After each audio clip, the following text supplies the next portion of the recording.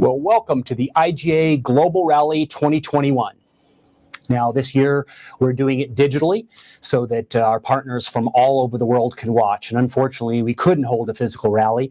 You still can't do a lot of global travel. And of course, we want to defer to safety. So this year, again, we're doing the rally digitally. Now, last year when we did it, we didn't know what was going to happen. We did it live from the store. We're doing this rally live again, and it's IGA, so we don't really know what's going to happen. So bear with us as we go along. We've done a couple of things differently this year. We've shortened the show so that you're not stuck in a break room or you're stuck in your office having to watch for as long. And we've shot more inside the store, so you get a chance to see how IGA programs are actually working. And we're going to be visiting in Somers, Connecticut with Bob Ryback at Geissler's IGA. It's a long-standing IGA family. And we're going to be touring that store, seeing how they're using IGA programs today in order to drive sales in the midst of COVID and, long-term. I think you'll really enjoy it because Bob's store, they were also the 1999 Retailer of the Year. And it is an opportunity for worldwide retailers to see inside what a winning store looks like. And you'll get to see all the cool things that Bob does on his own in order to drive value for his shoppers and to differentiate locally in one of the most hotly contested markets in the United States. So I think you'll really enjoy that. Now, during the show, you're going to see some logos that'll pop up every once in a while, and these are our Red Oval sponsors. And were we doing this show traditionally, like in a physical venue, well, these partners would be there. And they'd have booths, and they would have information available to you so that you could go visit with them and learn about new products and learn about shopper trends and everything that they see. Well, we've digested that information into partner links on the IGA Rally website. And while we're going through the content, and especially at the breaks, I'd ask you to go click on those logos and visit them. It's an opportunity to learn all the information that they would normally share face-to-face, and it also helps us because, of course, we can't afford to do a show like this without all those Red Overs as sponsors. So now, as a reward for visiting those websites, if you scroll down to the bottom, you can enter your email, and each one you do, every time you enter your email, you'll be registered to win one of our $100 gift cards, and we'll give those out live at the tail end of the show. So as an appreciation for that, there's also some other prizes. We have a grand prize of an all-expense-paid vacation to a cool beach house in South Carolina. And we have some cool football helmets that we actually will send out to your stores that you'll be able to, we'll write a custom message for your stores that you can display as a gift from IGA Global. But of course, while you're here, and the whole point of this show is to talk about the challenges that we face in an unprecedented world. So we're still in the midst of COVID. Who would have guessed that still we'd be talking about COVID 19 months later after it all started? So we're going to be talking about shopper trends, learnings, and using data, all through data-driven, in order to understand the things that IGA is doing to help you grow sales. And I think you'll really enjoy that. And I think the most important thing for you to learn as we go along is that we work for you. So these programs that we developed, whether it's local equals fresh, visual merchandising, e-commerce, data, all the things that we're doing are designed to help you drive incremental market share in your stores today. And wherever possible, we're going to share real data on operational programs that are in place. None of this is pie in the sky. None of this is things that we're thinking about. These are all programs that are operating in hundreds and hundreds of IGA stores to help you win in a very tough marketplace. And of course, if you're winning now in COVID, it's the opportunity to grow your market share when we come back into more normal times, whatever that means. We'll be talking about labor. We'll be talking about out of stocks. And we'll be talking about digital and e-commerce and data in a way that'll help you to drive sales. So I think you'll really enjoy that. Well, enough of this. We're shooting live, but let's go actually to Somers, Connecticut, and let's go visit with Bob Ryback and the Geissler family and look inside of an operational store that's putting IGA brand to use.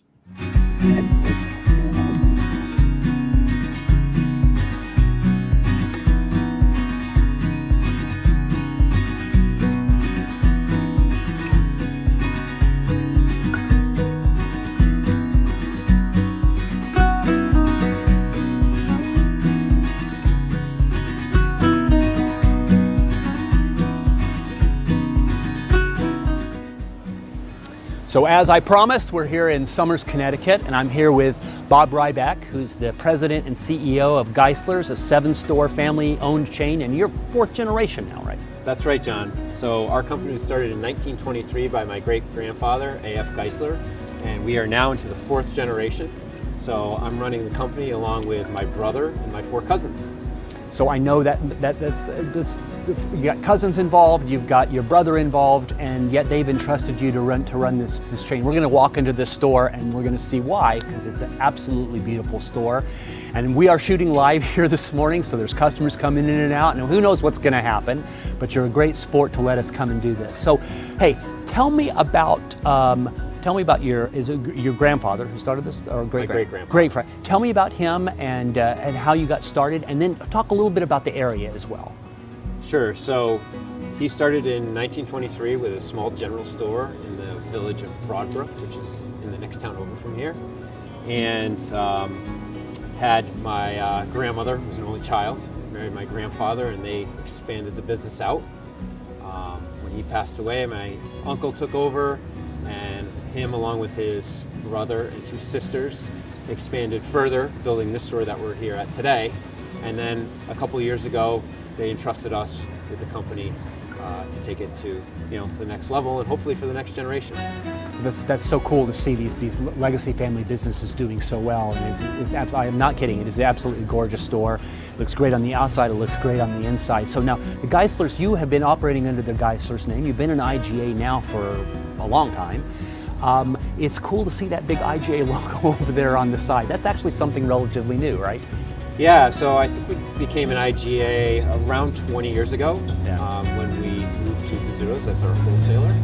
And we really like the private label brand, but more recently we found a lot more value in some of the programs that you've been able to provide for us, specifically with the national digital ad and with all of the tools, whether it be through Advay for market data, in terms of how we're approaching our advertising, how we're looking at remodeling stores, and how we're moving forward in communicating all of the wonderful things we're doing with Local and Fresh to our customers. Well, we are so excited to see, and it's kind of our stealth strategy, right? It's like you use your family name, you do what you want, but if we do a good job on our programs, you'll increasingly want to be more a part of IGA, and we're doing it, so it's really cool to see it happen. We're going to see it all through your store. It's going to be great.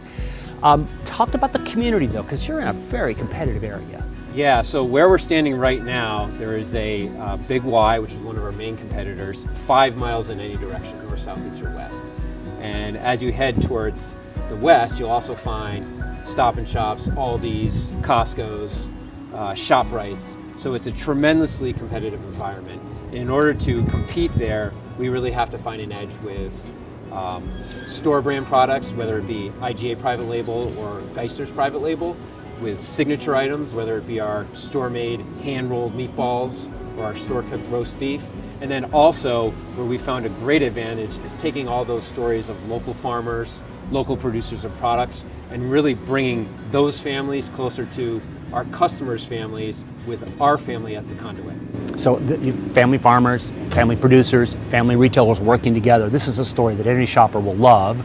You've done a great job of making it come alive, and I think we've helped you with a lot of the signage in the store as well. We're going to see all of this today as we walk through the store. It's going to be really great. So you're in a very competitive area. It's a high population density in the United States and the East Coast. So, IGAs are everywhere. A lot of the global people watching this may not kind of know where they're, but you're actually you straddle 2 states, right? That's right. So we straddle Connecticut and Massachusetts. We have 6 locations in Connecticut, 1 just over the border in Massachusetts, but they're all very tight. So it's maybe 70 miles to travel all the stores. They're in neighboring towns, which gives us a really tight footprint. So what's the total size of the store? It's about 28,000 square feet. And where does that fit in terms of is that about average for your store? It's right in the middle, between 25 and 30. Okay, great. So tight and expensive real estate up here. Absolutely. Very expensive. You're competing against all the big guys. You're differentiating on quality and services. We're going to see all these things as we wander through the store. You were International Retailer of the Year for 2019, so congratulations on that. It's not the last time I'm going to say that in this broadcast, I promise, because we're really proud of you. We didn't do Retailer of the Year last year because COVID, right? Because we didn't want to be in stores, walking around grading people and disrupting the business.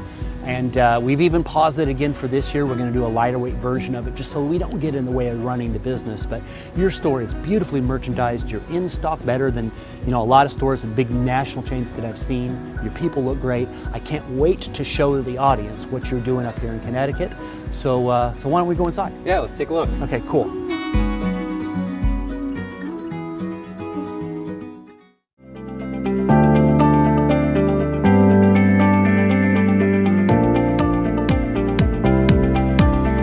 in this incredibly beautiful store here.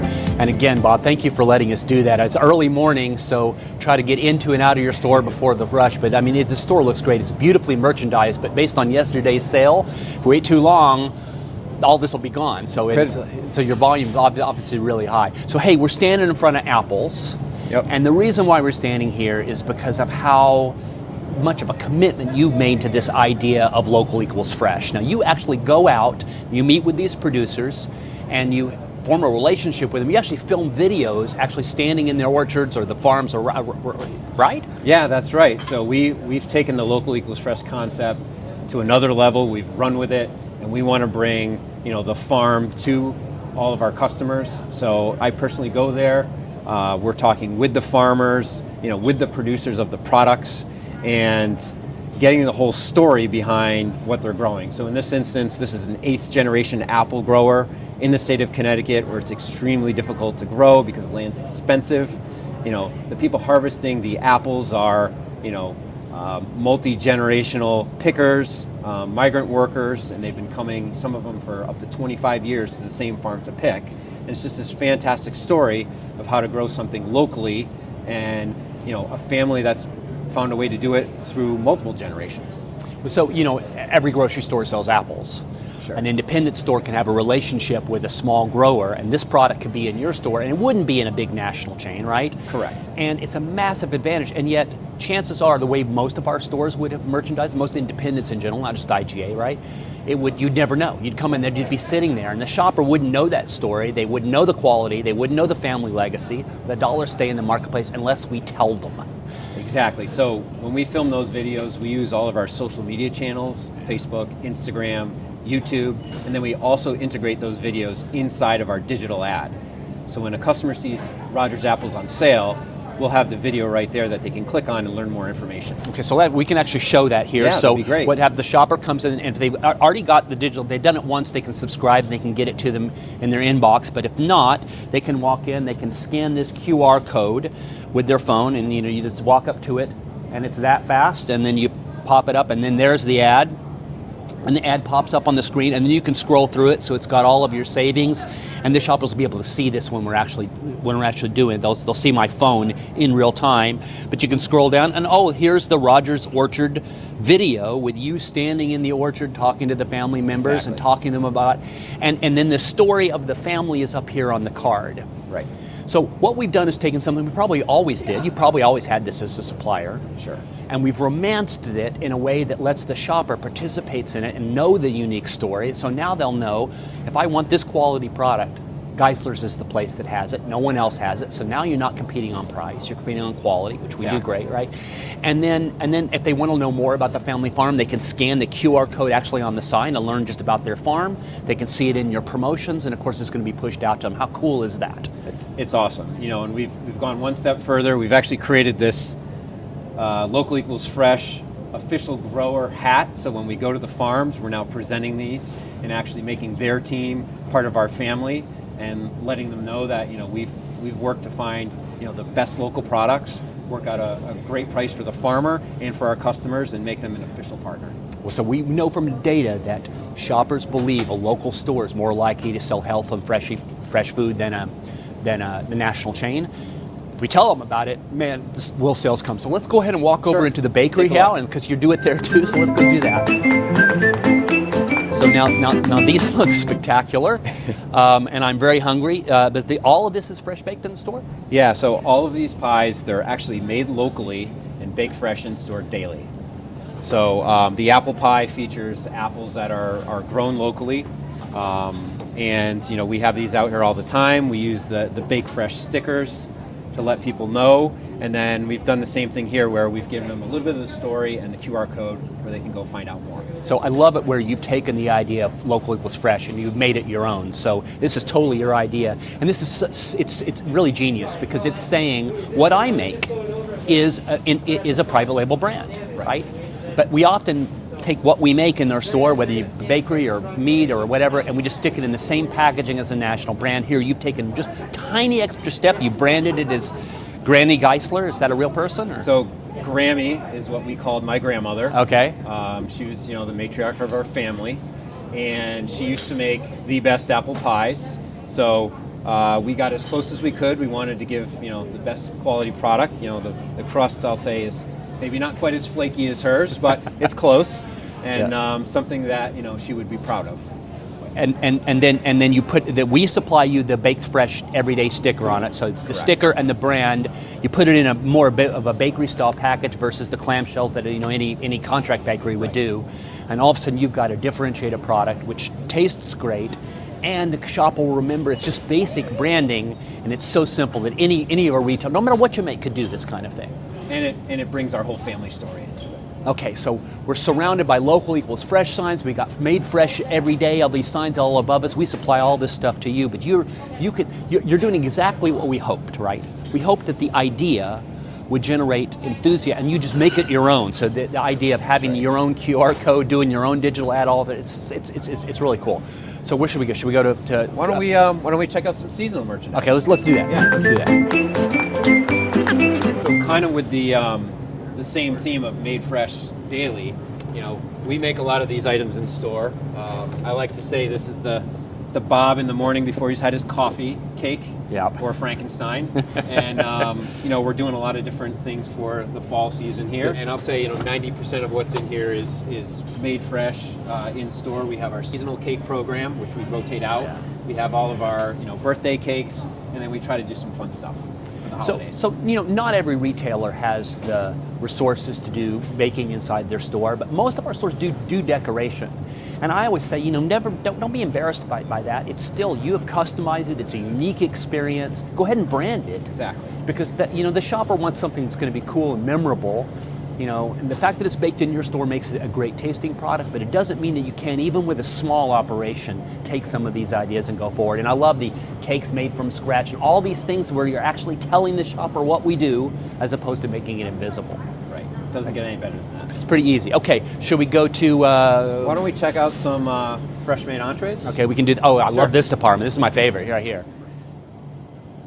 Yeah, so these are some of our entrees that we make in store. And we feature some really cool things like our roast beef. So we take certified Angus beef, we cut it in our butcher shop, we bake it in store, and then we slice it up for our roast beef dinner. So I don't know how many choices there are here, but this is a huge case. And some retailers might see what you're doing here and go, wow, there'd be a huge shrink problem. How much of this will be left by close of business tonight? I think last night we filled it, and we had to completely refill it again this morning. Right. So 75% of it will turn over. So Bob, I get the opportunity to look inside the sales of hundreds and hundreds of IGA stores, right? And I can see what's selling and not. And when I look at some categories, and you see those categories consistently, double-digit comps, and then I go visit, so prepared meals is one of those. So shoppers want something that's fresh and local and healthy and convenient. That's what they want, right? And I go out and I say, what's your limitation on sales? And the number one answer is, we didn't make enough. Exactly. So is that true here? Absolutely. We filled this last night in preparation, and we came in this morning, and there were sections that were just completely sold out. So it's a lot of challenges with labor and just making sure that you have the right mix out there of the right items. Make sure your top sellers are full, and then play around with some interesting flavors. Look, I understand the talent to do it and the labor. I know those are real issues, and every grocer's got to deal with those issues. And how big is your kitchen? And there's a lot of issues in order to doing a program like this. But what it says is that the opportunity for sales rests inside the box. Because if you can't, it's hard to differentiate on the canned goods and the product in the center of the store. But here, it's just an open license. And where there's those amazing custom pizzas down there, the sandwich program you're doing, are all around.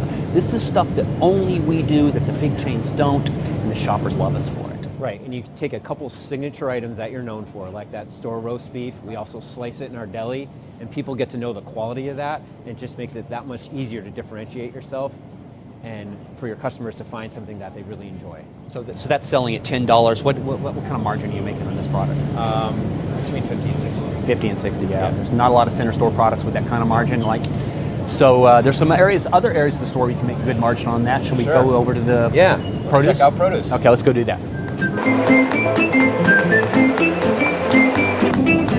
So this apple display looks spectacular here. This is amazing. Your produce manager has done a great job of merchandising this store. But we're actually standing in front of the cut fruit section. So, Yep. so it was also empty last night. It looks beautiful this morning. Thank you, the whole store team for doing that. And there's a pirate ship back here. Pirate ship, So explain the pirate ship. What's that? So we kind of wanted to showcase that because that's something that's available on our catering website for pre-order. So you can go on, you can order the pirate ship for a holiday, for a party. Occasionally we've even had custom orders. Someone wanted a baby basket for a shower that they were having. And we do it online. It's pre-order only, so there's no shrink aside from the one we're showcasing today. Yeah. And it's just a great way for people to get cut fruit in a way that's creative and kind of spices up their party, and you become known for being there for their special occasion.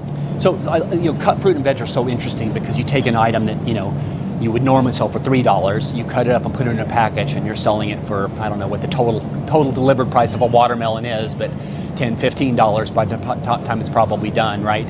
And again, the limitation to me seems to be capacity. But the other problem I see, Bob, is I go out and we're with stores that are cutting it. But the same problem. They put it in that plastic package and it looks identical to the thing that was shipped from some commissary operation where the quality is really awful. You're putting the made ready for snacking, you're putting the stickers on it that say it was cut fresh. That's not a lot of additional labor on top of it. And you just tell the story and sales go crazy. Right. We tried to pick a container that would really show off the fruit, and you can tell the difference when you cut it fresh. Yeah. The stuff you buy has a lot of juice and all the flavor starting to run out of it. You do it in store, it just tastes that much better, and then you just let them know through the stickers that you're doing it in store, and then when they taste it, it just brings everything together. For those of us that grew up in retail, and as a retail merchant, right, you're always worried about price. We focus on price and focus on promotions, right? And along comes a category like this where the shopper is willing to pay more money for a convenience. If it's fresh and it's quick and easy, they'll pay more money for it. We don't have to always be on sale in order to win. Talk to me about your promotions right now. Are you running the same number of promotions you did last year? Less, more? What do you do? Yeah, we're probably running about the same amount now that we've gotten through some of the supply issues with COVID and the supply chains filled back up. So it's not always about price. I mean, we want to have items on sale to be competitive in our market, which is hyper competitive. But where we're finding the growth is just making sure that we're providing that convenience. So people that can come in here know that they can get stuff that'll make their life easier, don't necessarily care about price because it gives them more times with their family. That's what really matters. Well, so the department looks spectacular. You're merchandising by color. You're using all these cues, these farm cues like the wooden cabinets, and you're giving the sense that this is a farmer's market that just happens to be open every day of the week and late at night as well. That's what we're shooting for. It really looks great, and there's a ton of innovation in all of it. We don't have time to go into all of the innovation, but the tiny amounts of additional effort in order to put up the local farmer signs, you'll see them all over. So the shopper is getting to learn about your supply chain, which they're curious about. You don't go into a tire store worrying about what the supply chain was, but in our industry, people want farm to table, farm to store to table, right? And so the tiny effort to do that and it's paying off. It just looks gorgeous. Okay, so should we go to vegetables? Yeah, let's check out some veg. Let's do that.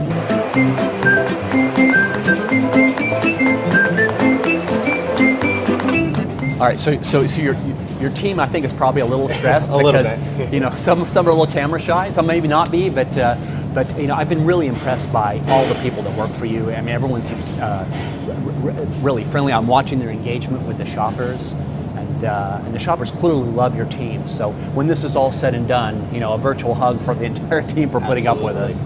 Right. So same story here. This is really cleverly merchandised the way you've done it vertically here. Talk to me about this business. Yeah, so this is one of our newer programs, and we wanted to take the experience with cut fruit and move it over to cut veg. Again, thinking along the lines of convenience. So something as simple as asparagus, where you cut the ends off, you get rid of the woody part, it's already washed, you put a little lemon slice in there, so all you have to do is go home, throw it right in the oven. It's such a time saver for folks, and they really appreciate it. I mean, again, the biggest problem with this is just keeping enough of it on the shelf.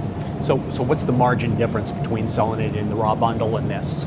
I think our asparagus, maybe it's $1.99 on a hot sale, $2.99, and I think we're getting about $6.99 for asparagus when we do it this way. Right. And the shoppers are excited about it, and your biggest problem is staying in stock. Exactly. When there's not a lot of departments in it doesn't take a lot of labor to cut the ends off, wash it off, and just wrap it. So I love that. So you approach our business and say, not every one of our retailers can create a scratch bakery. There's skills and there's hardware to capital. Any teenager can do this, right? And so I know, again, I'm sensitive to our labor challenges today, but if you set that as an expectation and a goal, that our shoppers want to be served in a new way, right? And you figure out a way to do it, man, how exciting could that be? Yeah, plus you can take items that maybe we're going to shrink out, like some of your peppers if they're getting a little wilty. You cut that piece off, the rest of it's still good, and you're upcycling it. So you're taking something that maybe was going to go into compost, and you're getting more margin for it. So when we were outside in front of the store, you have mums out there, which looked beautiful. Of course it's fall, but you had mums out there. You had fresh pumpkins, and so the minute you walk into your store, you're getting this fresh image. You come in here, there's local equals fresh signage everywhere. You've got perfect for snacking, or perfect for stir fry. You've got all these little signs that make the produce department seem fun and cool and interesting. Any grocery store can sell peppers or cucumbers, but you've merchandised it in a way that gives a sense that this is a category that not only you really care about, but you're doing it in a way that makes it so easy for the shopper to engage with the product. And I really love the work that you're doing. It's really cool. That's awesome. All right, so should we go to meat? Yeah, let's take a look at meat. Okay, so I can tell you that in this, where I grew up in New Orleans, we did not have this largest selection of brats. This is a little different for me. Yeah, you're in kielbasa country. Kielbasa country, right? We have a big variety here. I think we have maybe 4 or 5 different local ones. This one right here, the Janik, is made right down the street from here. It's wood smoked. It's authentic as can be, and then we have a variety of other Polish and German varieties. So there's 3 or 4 things going on here. So the first one is, you probably have always been buying that from a local producer, right? But the consumer wouldn't know unless they happen to drive by that factory that it was a local producer. So you've got the sign up about it, there's the QR code, they can scan that and they can learn about the manufacturing process and all the rest of it, which makes it a premium product. But then there's little touches like the local equals fresh sign inside of it, or back here in meat we're going to see a sign about grinding your meat fresh every day, all the rest of it. Those are tiny changes. They're so inexpensive, just to tell the story of what we do. Bob, as I wander around visiting independents all across the world, what I find is our culture tends to be pretty humble. Like we don't bang our drum nearly as much. But if you think about it through the lens of like a restaurant, like if you go to eat at a restaurant, and on the menu, the way they describe that sausage, custom ground using only the freshest ingredients. I mean, they know how to romance food in a way that our business doesn't. I love the fact that you're taking the extra effort to do it. I know it's showing up in average ticket, and I know it's showing up in market share, and it's helping you to grow. But it makes it a so much more fun store to shop. Exactly, and it's great when you can get local products and fresh products that are made locally throughout the whole store. So there's a story to tell everywhere. You just have to highlight it in each department. There's a story to tell everywhere. I really love that. And of course, now you're taking an extra step. So you go on camera a lot, and you stand in the factory. You stand in the thing, and you're meeting the people, and you're engaging with those suppliers in a way. They have to feel really, really proud of their relationship with you. They do, and they feel honored that we come out to meet them, because the traditional vendor relationship is they're trying to sell to us. Right. So we want to sell them and celebrate everything that they're doing right to bring all those fresh products to our customers. So your store is full. I mean, it is really well merchandised. I know you have some outs, and every chain is dealing with some outages, but you've really merchandised this beautifully. I would have to believe that all these local suppliers favored you over other competitors because you took the time to get to know their business. Exactly, and it really showed during the pandemic when you made a phone call because you needed pasta sauce. You could get a whole pallet of it from a local guy because you were the one that he started with. You taught him what a UPC was before he even knew. Right. What size jar to fit on the shelf, things like that. And that's what we try to do, is almost like a little mini food incubator for some of these local guys, and teach them the right way. And then we build that loyalty with them for years to come. And then some of these become big brands, and then they go national, and then you wish you got some stock options. And they don't forget about us. So Leah's Gluten Free started in Connecticut. We were their first grocery customer. That's cool. And now they're a national brand. All right, so let's go down to the prepared meat. So, what is this? This is our slow cooker meal kit. So we developed a meal program branded Time Saver, with a little play on the word time, in order to save people time, regardless of how much they wanted to spend. Time with a THYME. I got exactly. it. I got it. Yeah. Like the herb. This here's a slow cooker. This is about as easy as it can get. Everything is chopped. It's seasoned. You know, this one here features certified Angus beef stew meat. You just dump this in the slow cooker and turn it on, and that's all you got to do. So I absolutely love this. Is probably a $20 price point. About a $20. Which, you know, in some areas of the country wouldn't be a big deal. You know, in some others it would. But I mean, you could scale this up or down. You could have done this with chicken or pork or something. Absolutely. And cut the price point down. I think we try to keep it no more than 20 for the beef items. I mean, how clever is this? And again, you know, compared to selling all these ingredients raw, what's the margin play here? Again, you know, we're looking probably in the 40 to 50 range. Yeah, I absolutely love it. And then to tell me about this. Yeah, so these are also part of our Time Saver program. These are entrees that are pre-seasoned. So this is raw product where we've marinated it in a vacuum tumbler, and then we've cryovac'd it, which gives us as a retailer a little longer shelf life. But we also tell the customer when they bring this home, if they want to do their shopping in the beginning of the week, it'll last longer in the refrigerator. So this is ready to go right in the oven or right on the grill. There's some cooking instructions on the back, 350 until 165 degrees, and you're good to go. And we have a lot of chicken products here and pork products, again, because we can put out a reasonable price point.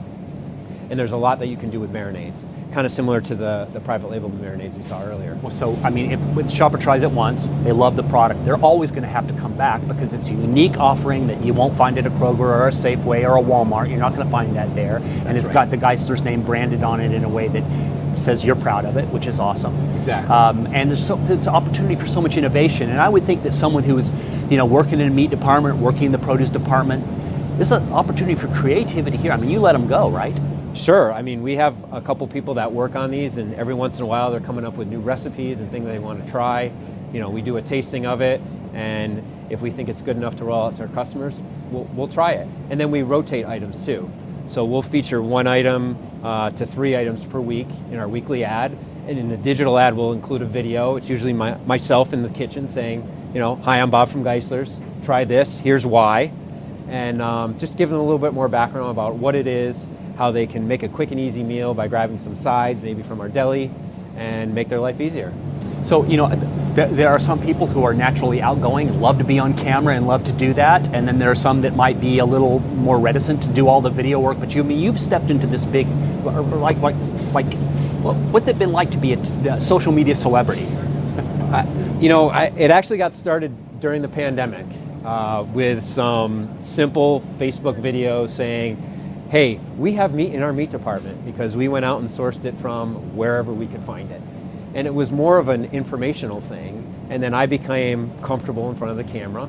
I got to be super goofy, which worked to my advantage. And, if it's not, your CEO, it can be anyone else, in your company. We found some other people that fill in for me when I'm away. My cousin Eric will do it.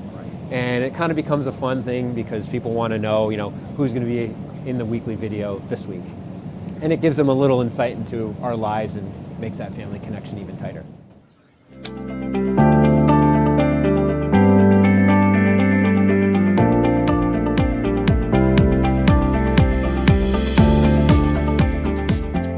We're back live in Chicago, and thanks to Idahoan for sponsoring that segment. Local equals fresh. That's the tagline. IGA Local equals fresh. Local farmers, local retailers working together to provide you the healthiest possible solution for your family. Now, that brand promise is not made up. That didn't come from some advertising agency. That came out of shopper insight research. And we asked shoppers to design the perfect grocery store. Like, if you could imagine what you want your perfect grocery store to be, what would you want it to be like? And they said fresh, fresh, fresh, fresh, fresh. They want a farmer's market that's open every day. And they have this vision that a local retailer does that better than a national chain. Well, the reality is that's us. It's already us. It's what we do.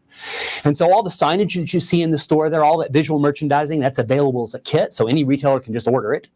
Or it can be customized. They can just take the files and make them their own colors and their own names or however they want to use it. Or we can do all that work for them. And it's designed to bring these messages that we're so humble about and make them forefront, so visible inside the store, right? We want the shopper to see that local and fresh and connection with local farmers, local suppliers, whatever you do, right? We want to get credit for that in the store. And if we do that, you'll grow relative to other regional and national chains. And we know it works. Comp store increases when you put those signs up, somewhere between 150 and 250 basis points, some as high as 300, and sustained comp increases. Pre-COVID, post-COVID, it seems to be a gift that continues to give. So please reach out. All the information about all the programs we talk about will be available on IGA.com or IGARally.com. And of course, you can reach out to any of us for more details of how you get engaged. We know these programs work. Well, listen, you've been sitting for a while. It's time to go to a break. Make sure during the break you click on the logos, the manufacturer logos, scroll down to the end, enter your email to win a choice of these prizes. And we're going to give the gift cards away at the tail end of it. And when we come back, we'll go into a session which is actually me giving PowerPoint slides. So you'll have to suffer through about 20 minutes of that. But it's me talking about trends in the industry and what we see happening in the mind of the shopper. I think you'll find that interesting. So I'll see you in about 5 minutes.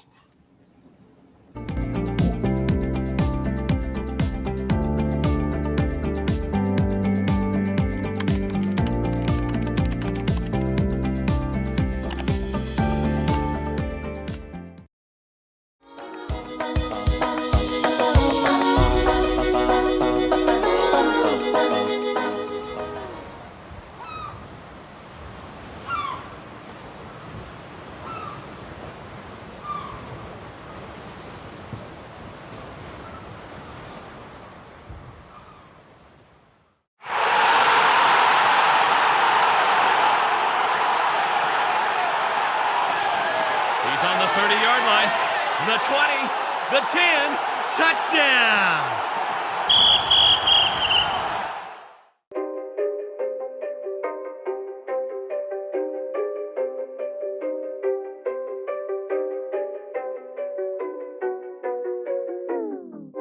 All I hear, go get the money, so I go get it.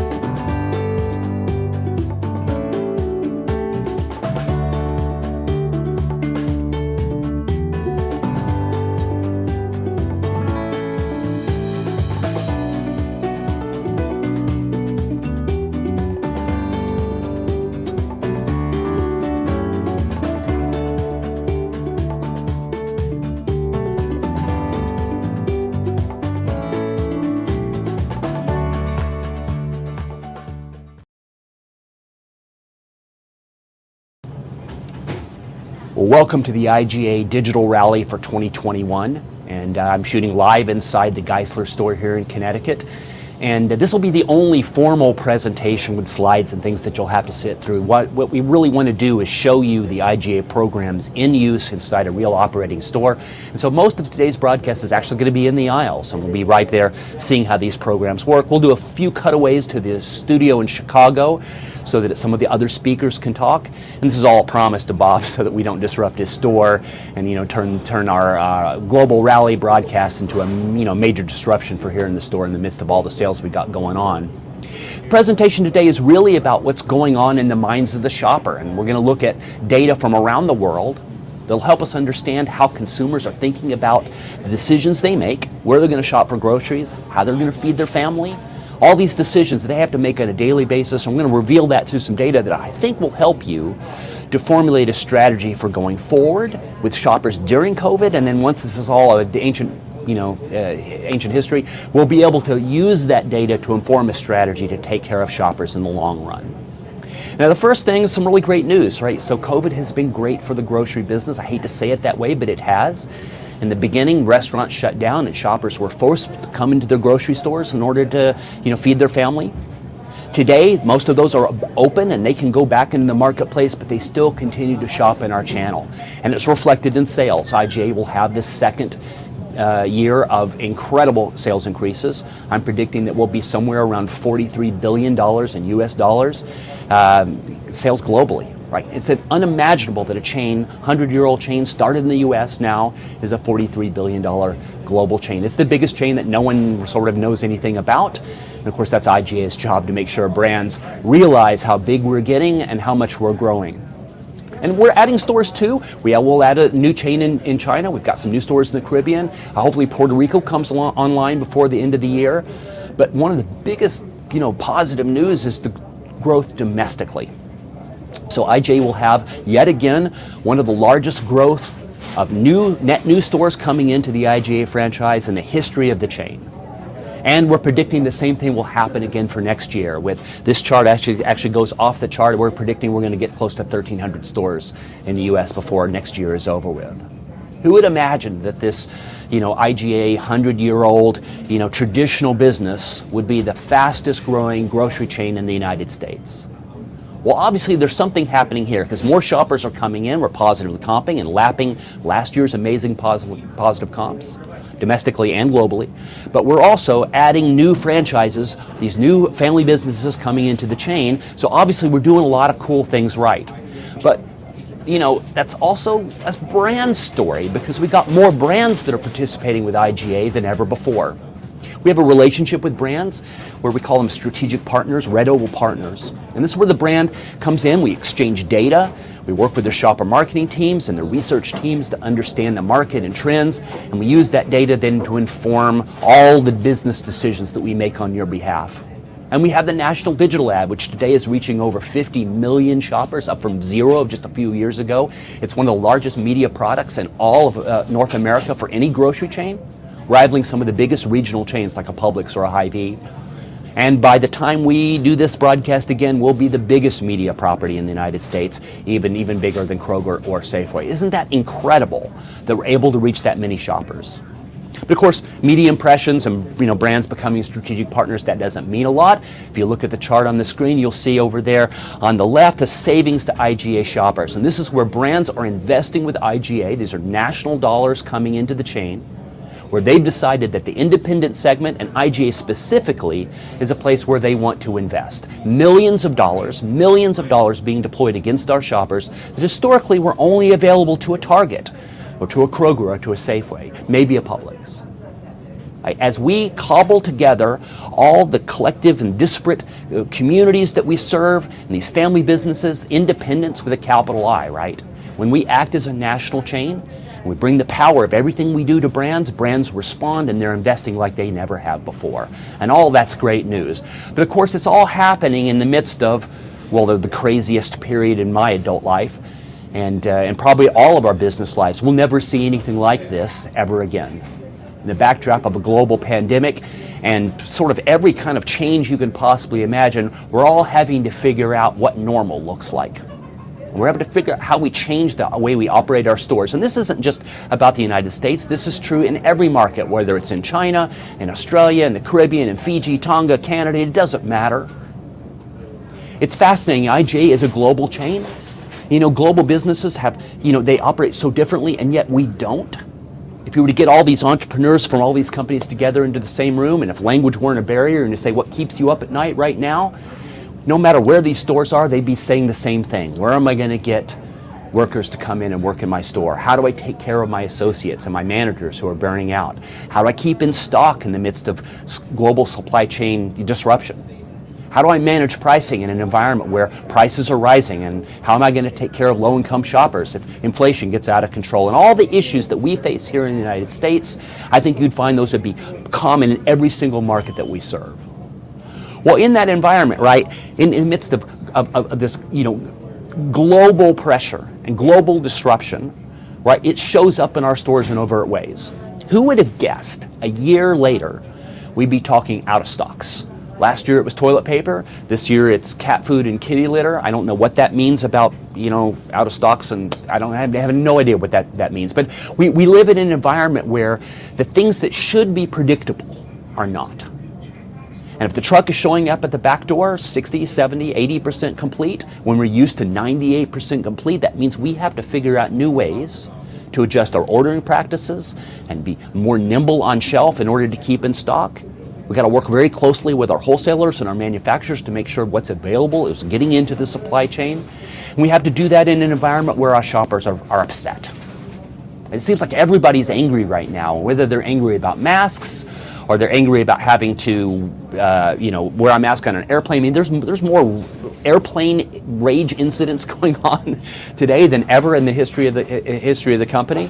And we've certainly in every one of our stores we've had to deal with people who didn't either want to wear a mask or they thought someone else should be wearing it, and people getting into fights and all this kind of craziness. We live in an environment where it seems like even the environment is against us.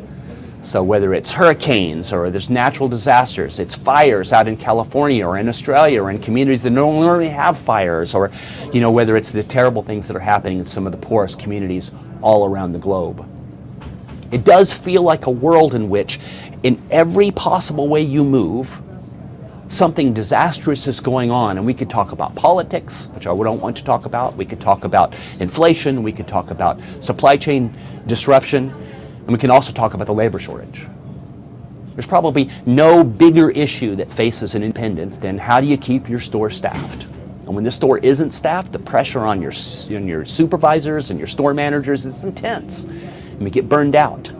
And the store people are burned out, and we don't have enough service in order to handle the shoppers, and they're upset, and they're coming in upset because the world around them feels scary, right? It's a customer service challenge like we've never seen before.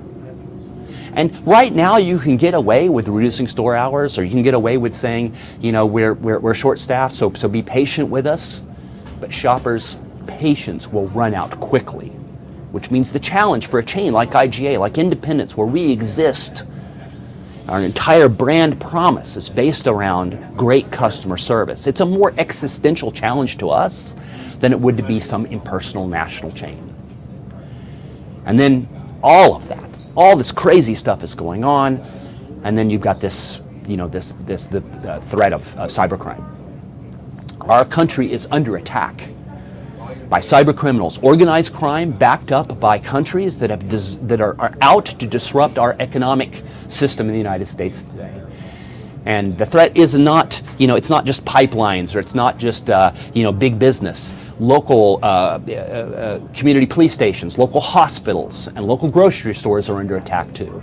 And the threat of cybercrime disrupting our industry, it's growing and growing and growing. And so no matter what your job is at IGA, if you're an owner, you're a store manager, if you work for a distributor, if you're one of our licensed partners, it doesn't matter, right? Whatever job you had, you do it today in the backdrop of a more difficult and challenging community than in any generation before. And if you're a part of a family business, your father or grandfather or grandmother should come and put their arm around you and say, the job you're doing today is harder than it was when I had the reins of my company.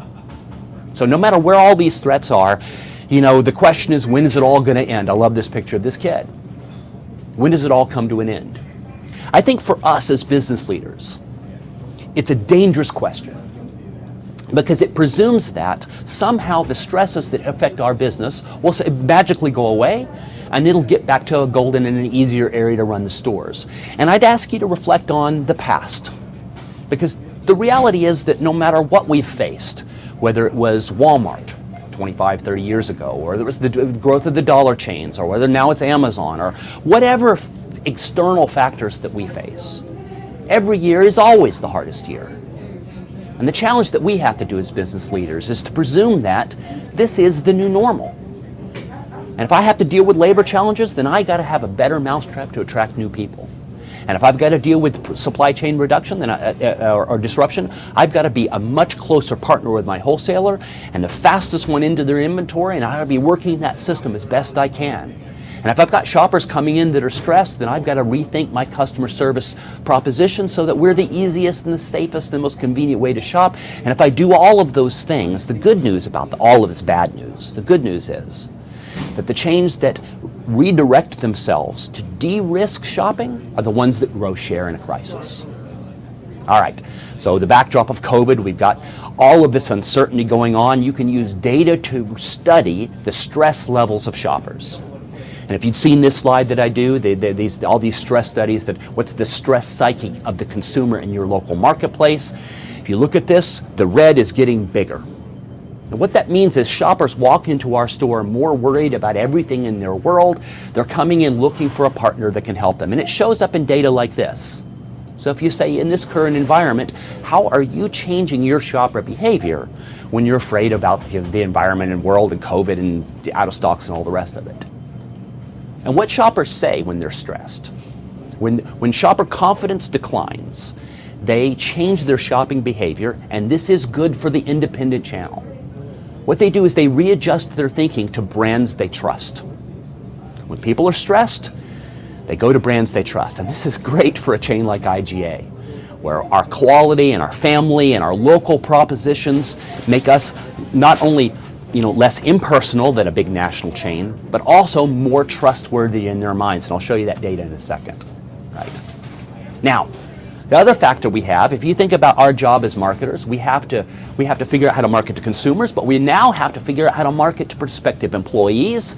And so if you look inside the minds of people who used to be working but aren't right now, and you say, what's going on in your head, right? What you see is exactly the same thing. We see we see employees, people who used to work in the service industry, in hotel and in restaurant and in retail. And we see those that are sitting out, waiting, looking for a better job, and you say, well, what would cause you to come back to work? And the number one and number two thing is someplace that's less stressful and less dangerous. This idea that the world is a more dangerous place, that socially, politically, police protection, virus protection, whatever, right? When people are afraid, they're looking for partners that can help them de-stress their world. And whether that's a prospective employee, or whether that's someone that you're trying to recruit in to be your next loyal shopper, right? Our mission may be for the future to figure out a way to make all of the decisions that they do less stressful and improve their confidence. If we do that, we have a massive opportunity to grow our market share. And it shows up in our own data. So if you look at private label sales in America, if you are lucky enough to work for a chain like an IGA or maybe even a Piggly Wiggly, where your name is on the product, you have a massive competitive advantage because shoppers say they trust those brands more than they trust today even some national brands, because they think the family business is going to be more likely to stand behind their product. No wonder IGA offers a double money back guarantee. Our entire strategy of our private label is designed to make people trust our brand more than anybody else. And of course, the quality of the product is excellent. If we could just keep in stock on this product, imagine where sales could be, right? And if you look at what's going on in e-commerce, e-commerce used to be about convenience. Early adopters into e-commerce were trying to figure out a way to reduce stress from a time standpoint. During COVID and today, shoppers talk about it as reducing their time in store and making safer shopping decisions and figuring out new ways. And so e-commerce becomes a piece of this. And so you think of e-commerce not as a technology you do, but you think it through the lens of a component of customer service. It's my job to make shopping my store easier and safer and more convenient. E-commerce is a way to do it. It's a massive opportunity for independents, where today still less than half of our stores are e-commerce enabled. We have a long way to go. Now, talk about e-commerce, you got to talk about digital, and in order to understand digital, you have to kind of follow the money. If you look at what's going on in the United States today, there's a massive shift towards commerce payments. If you look at where the banks are going, all the banks are doubling down on digital payments and digital ecosystem. And what this tells you is the folks with way greater data than us see a future in which the shopper wants to engage with their retailer in an electronic fashion, online, in-store, or a combination of both. It's probably going to be a combination of both. But maybe we don't trust the banks. Let's look at what our brands are doing. And our brands continue to invest more and more of their budget, not in TV commercials, not on paper coupons, not on print ads. They're spending their money on digital too. Everyone out there is trying to create a digital relationship with the shopper directly, which is both an opportunity, but it's also a challenge for us. As a local store where our relationship with the consumer means we know their name and we know their family and know everything about them, digital can sometimes be impersonal online, and so our job is to figure out a way to not just jump on the digital bandwagon, but to figure out a way to convert that into a personal relationship with that shopper that reflects all the cool ways that we treat them with respect inside of our store. All right, I want you to pause and think about the virus, right? So we live in a world where a virus that may have did originate in Asia, and modern transportation allowed that virus to travel around the globe, and then it restricted commerce, and it created out of stocks and panic buying and all the rest of this. And this feels like a new thing, right? If you go back and read books about the Spanish flu, about previous pandemics in other countries, even go back to the Black Death, the bubonic plague, right? You go back, these things have happened before. And in fact, it's very predictable what happens when people become afraid, not just of politics or rising prices, but they become afraid of the very air that they breathe. What happens in the minds of these folks? And today, we live in a world where the news media surrounds people on their phone, on their computer, and certainly on their TV, where there's more bad news than good. And it's this hyper acceleration of this sense that the world may be working against you rather than for you. Well, in that world, we've got a challenge.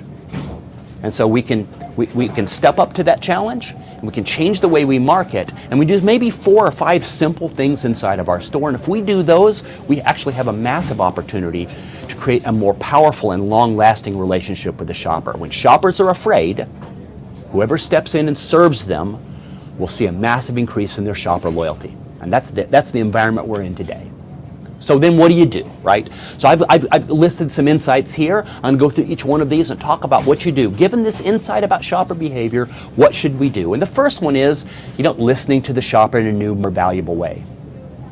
These consumers are behaving differently. And what keeps them up at night, whether they're in their 50s, 40s, 30s, or 20s, is different than it was in the previous generation. So we got to use data to understand these shoppers. This year, we bought a company. IGA acquired the company Advay. They're a wholly owned subsidiary of IGA today. And Advay uses consumer data, mobile phone data, syndicated data, and your own sales data in order to put a picture in place for a retailer so you can understand your market in a much more profound way. And we're actually going to talk about that later on today. So you start with the data, and once you understand what's going on in the minds of the shopper and how anxious they are, then we can begin to build a strategy to win. So this idea that our job, like you go to work today, say, what's my job? Is my job, am I an operator? Am I a HR person? Am I a marketer? Like, what's my job? Maybe our job is to be an educator. Maybe our job is to help people feel more confident. And if a grocery store is really in the confidence business, then walk your store and think of all the ways that we could help the shopper feel more confident. And this isn't theoretical, we're actually going to see it as we walk the store today. I'm going to show you practical examples all the way through where IGA is giving you the tools to help you do this in a really easy way. All right, so what are these strategies? Well, you're going to see all of this as we walk around the store. One is take credit for local and take credit for the word independent. Take credit for the word fresh. all the local equals fresh signage, all the things that we do to help you show off the stuff in the store. You're going to see all this in application. And so what you already do, just get credit for in the market. We've made this system easy for you. I'm going to show that because the shopper believes if something is local, it's fresher, it's healthier, it's less risky than something sold by a national chain. They already believe it to get credit for it. The second thing is stop marketing and selling to shoppers and start educating. Start using product information and information about your suppliers, the local farmers that supply you, in order to help shoppers feel smarter about the choices they make in their store. We'll show you examples of that both in store and also in the national digital ad. And this idea that your job is to educate, it allows you to rethink the purpose of your ad. You know, we try to cram every sale item we can into our ads, and maybe we need to go back and rethink all the opportunities to tell our story. When's the last time you told shoppers about the fact you grind meat fresh in the store as opposed to shipping it in frozen like national chains? When the last time you talk about how much of the dollars that stay in the local community when you buy when you shop from a local retailer versus going to some impersonal headquarters in some other city? All these things that we know are true and we tell ourselves, we do a terrible job of telling our shoppers. And so we're arming you with all these tools now that make it easy to get this back into our marketing and communications. Digital is more than about technology. You need to be online and you need to have this digital relationship with the shopper. When you do, sales go up. And the greatest case study isn't even in our industry. My alma mater, Home Depot, right over there, their sales online, their average ticket, their number of transactions, their loyalty is double-digit greater than their nearest competitor. Why is that true? Because they spend so much energy educating people about how to de-risk home improvement. If you feel more confident, because they got store estimators and paint guides and how to lay tile and all these videos, right? They've invested in the content side of e-commerce in a way that allows them to have their brand promise show through, and it shows up in sales that the blue company would die to have, right? And so that's us as well, right? So recipes, health and information, this is all IGA's job to provide you that. We'll show you how we're doing that as we go along today as well. This idea that our responsibility is different from just selling stuff. And this also shows up in companies that have been massively successful. Here's two companies. There's Chick-fil-A, which is in Atlanta. I'm from Atlanta, so you have an Atlanta-based company. There's Truett Cathy on the left with his associates. There's Bernie Marcus and Arthur Blank and the executives at Home Depot. They were my bosses, for many years ago. Here's two companies that built multi-billion-dollar franchises, some of the most successful businesses in the history of modern retail. And if you go and meet these entrepreneurs, and if you pull Bernie aside and it's like, what did you do that made the difference? They'll tell you two things. One is you treat the shoppers with respect, and the second one is you take care of your associates. And you do those two things, all the fancy marketing and all the rest of it do not matter. Man, has this never been as important as it is today.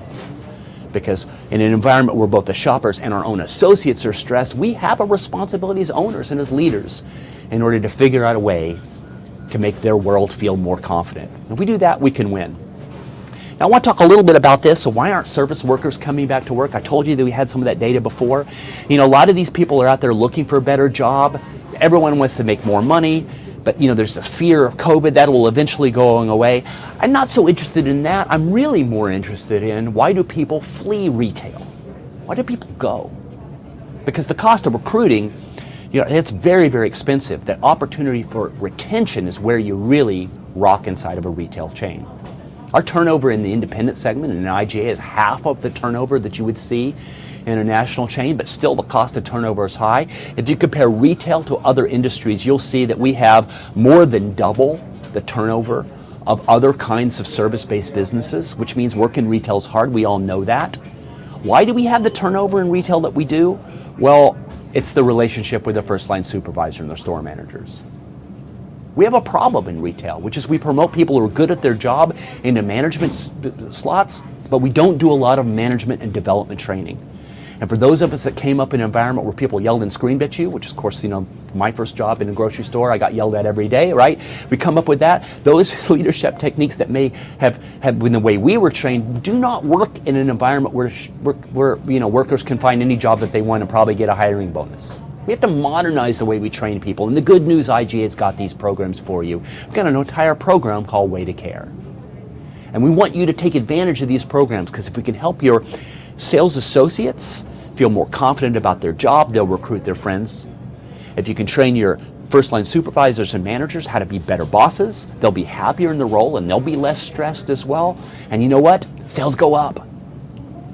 The IGA stores that use these programs the most have the highest comp sales stores in the entire chain, and it's just sitting there waiting for you to take advantage, and we're going to talk about that as we go along as well. All right, I'm one slide away from the end here. It used to be that more people ate at home than they ate out, and that changed back somewhere around 2013, 2014, and suddenly restaurants and delivery became more important to Americans than ever before. Along comes COVID and it flipped that back, and we're back now at levels that we haven't seen before in terms of the percentage of meals that are cooked at home. An entire generation of Americans have learned how to cook. We got to keep them in our stores. And we got to keep them in IGA by making sure that our store feels like a more comfortable and a safe and a confident place to do. IGA's built all these programs for you to do this, and we're going to show you how those apply in the store. You do not have to spend a lot of money. You don't have to make this up on your own. You just employ them, and you can grow your sales. And if you do that, in the midst of all that negative stuff going around, IGA comes out of this thing being the chain that people trust, that they believe in, they know we took care of them, and they're going to be loyal to us in ways that we've never seen before. The future is going to be really, really bright. So that's the end of this formal presentation. I have to end with a picture. That's my daughter, freshman at St. Joseph's in the food marketing program. I might have pushed her into that, but I'm really excited about this new generation of folks, young people coming into the company. It's going to be an exciting time for us.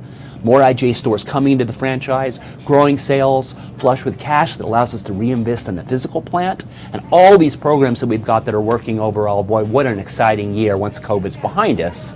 2022 is going to be. All right, it's enough of this. Let's get into the store and let's walk around and see these programs actually operate. So welcome back to Chicago. Actually, that presentation, we thought you might need a break after so much PowerPoint. So we're going to go into a break shortly. That session was sponsored by Coca-Cola, long-standing Red Oval partner, and thank you for that.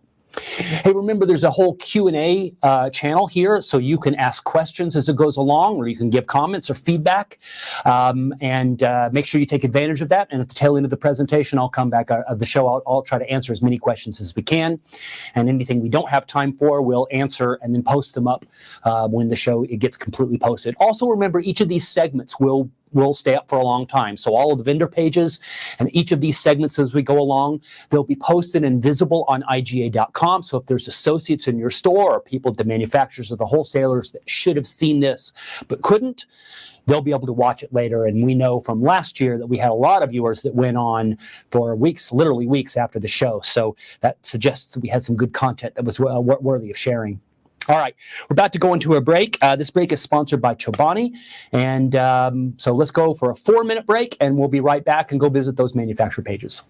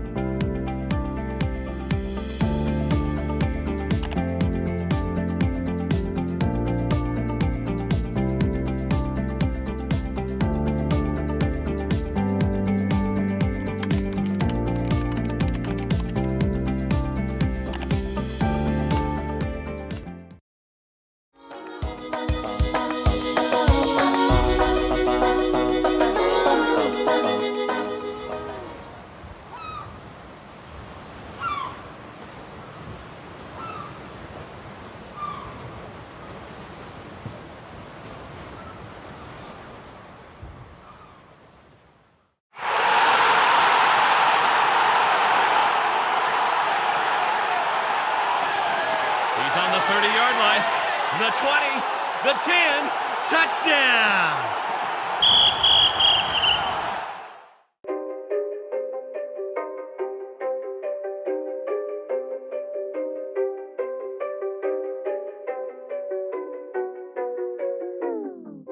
All I hear, go get the money. So I go get it.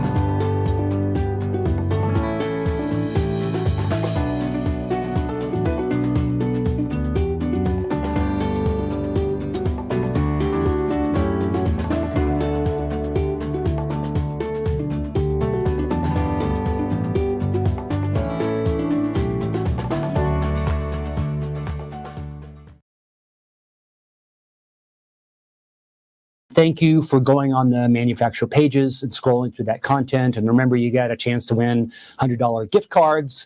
Your name gets entered into a chance for the grand prize, which is the cool beach vacation in South Carolina. It's just a little bit south of Charleston. And then you also get a chance to win one of these cool helmets. So we had these IGA helmets made up.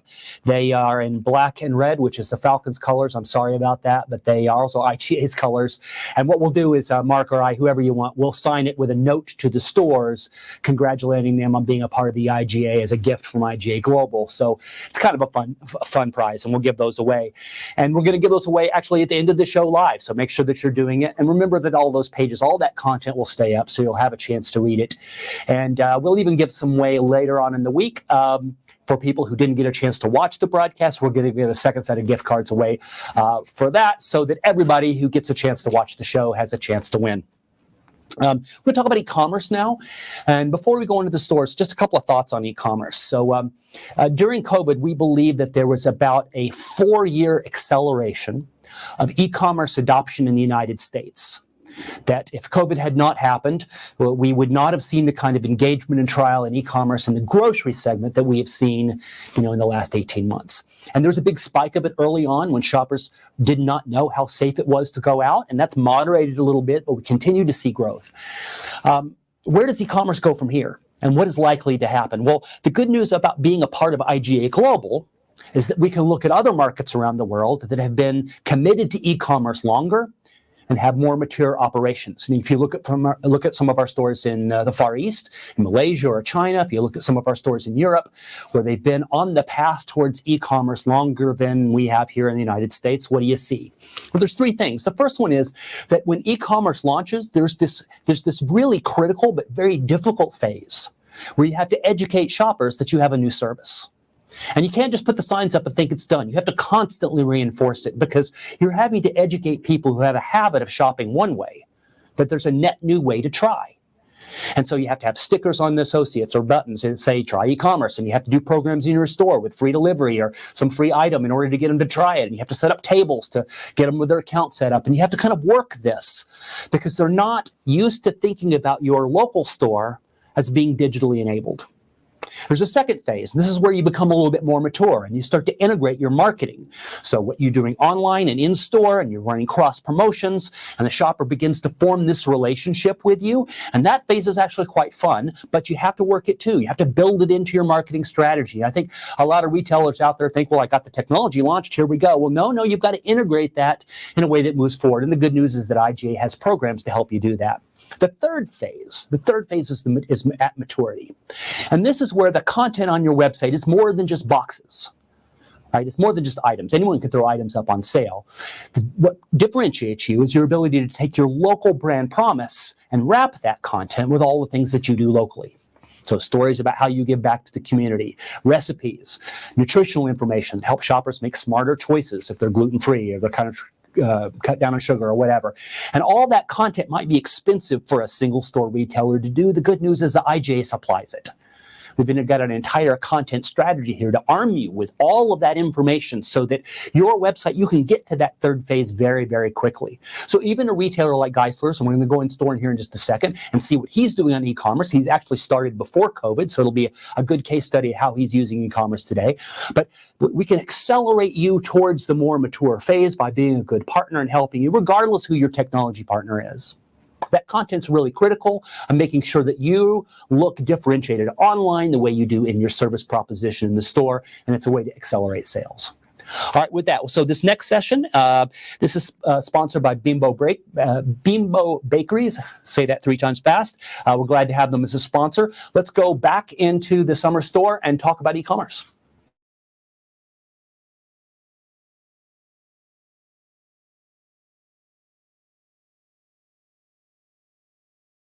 We had time to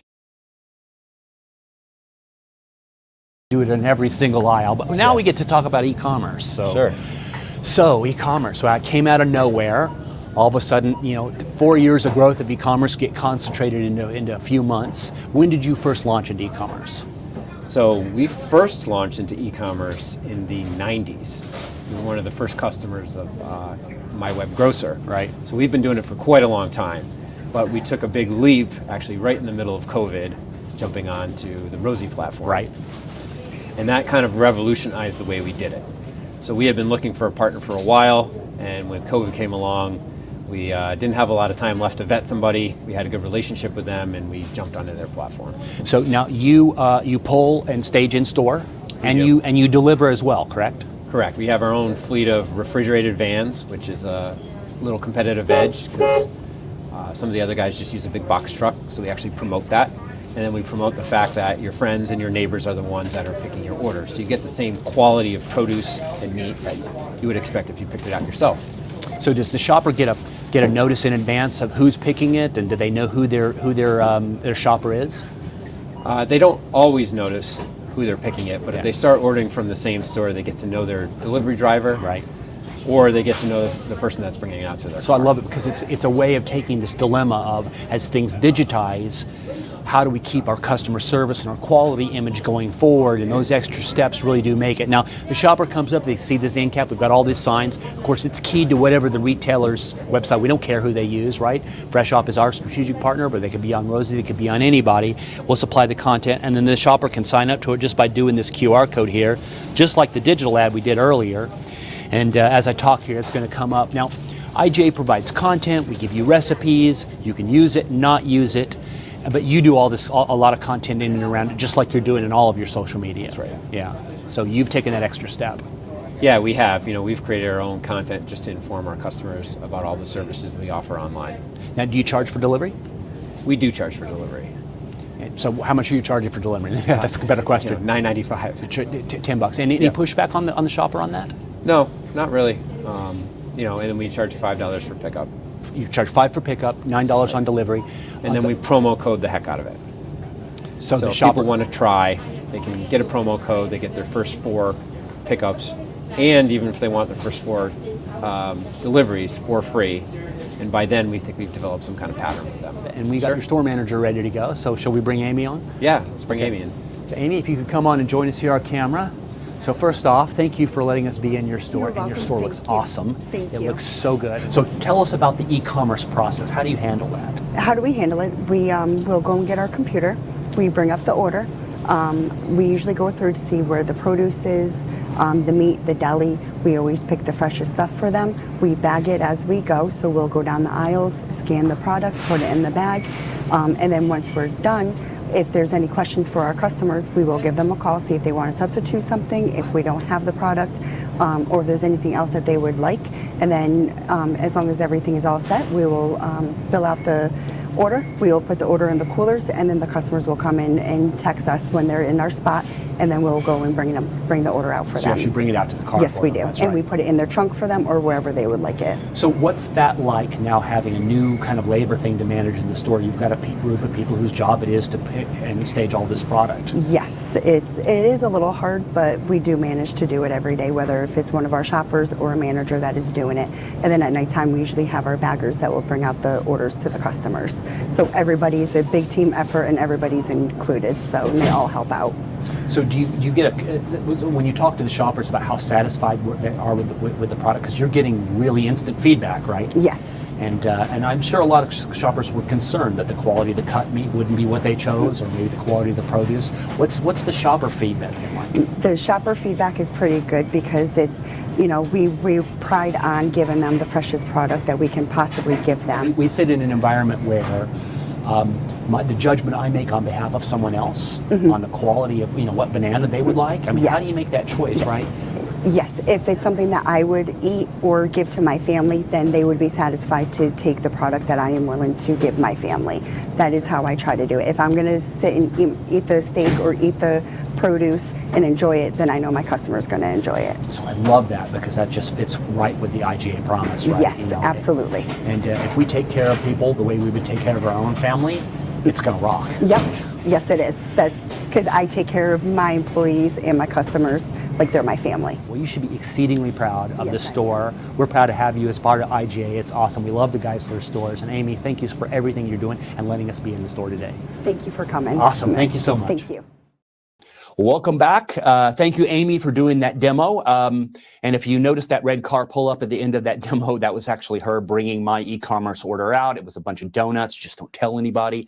But she is showing off how they're going to market through e-commerce. Of course, when you begin your relationship with shoppers digitally, we enter the world of data, and it's really important to have smart data about who your shoppers are, the markets you serve, and better ways to reach them through modern media. And I'm very proud to announce that IGA this year acquired the company of Advay. It's an analytics company. They've been doing a lot of work for independents for decades. And we brought Lee Engelbrecht and his team. He's the CEO of Advay, now what we call IGA Analytics and Media Services, to be able to deploy this at scale for all IGAs. So Lee, welcome to the IGA family. Thank you. Thank you. Glad to be at the rally. Well, it's an exciting time to be joining IGA because we're growing domestically, we're growing internationally, our comps are through the roof, obviously some COVID effects there, but what a great time to come on because we got a bunch of new shoppers in our stores and our markets are changing really fast. And so why don't you take the entire audience through what Advay does and explain how it works? So no problem. Thank you, John. So what we do is we look at a store and we do a business analysis, business optimization program. And what we do is we look at 7 steps, and we do this in order to keep us on track. And the first step is understand the market around the store. What are the consumers? What do they look like around the store? The second set is focus your advertising. How do we create efficiencies there? Is the spend overspend or underspend? Third is where's the strength of competition? What is your market share? Fourth, we want to look at from a merchandise standpoint, are you growing or are you achieving your goals in produce and in meat versus your market share? And then 5 is creating that plan or that strategy to move forward and execute. 6 is execute. 7 is look at the results. So if we follow this process, it keeps us in line.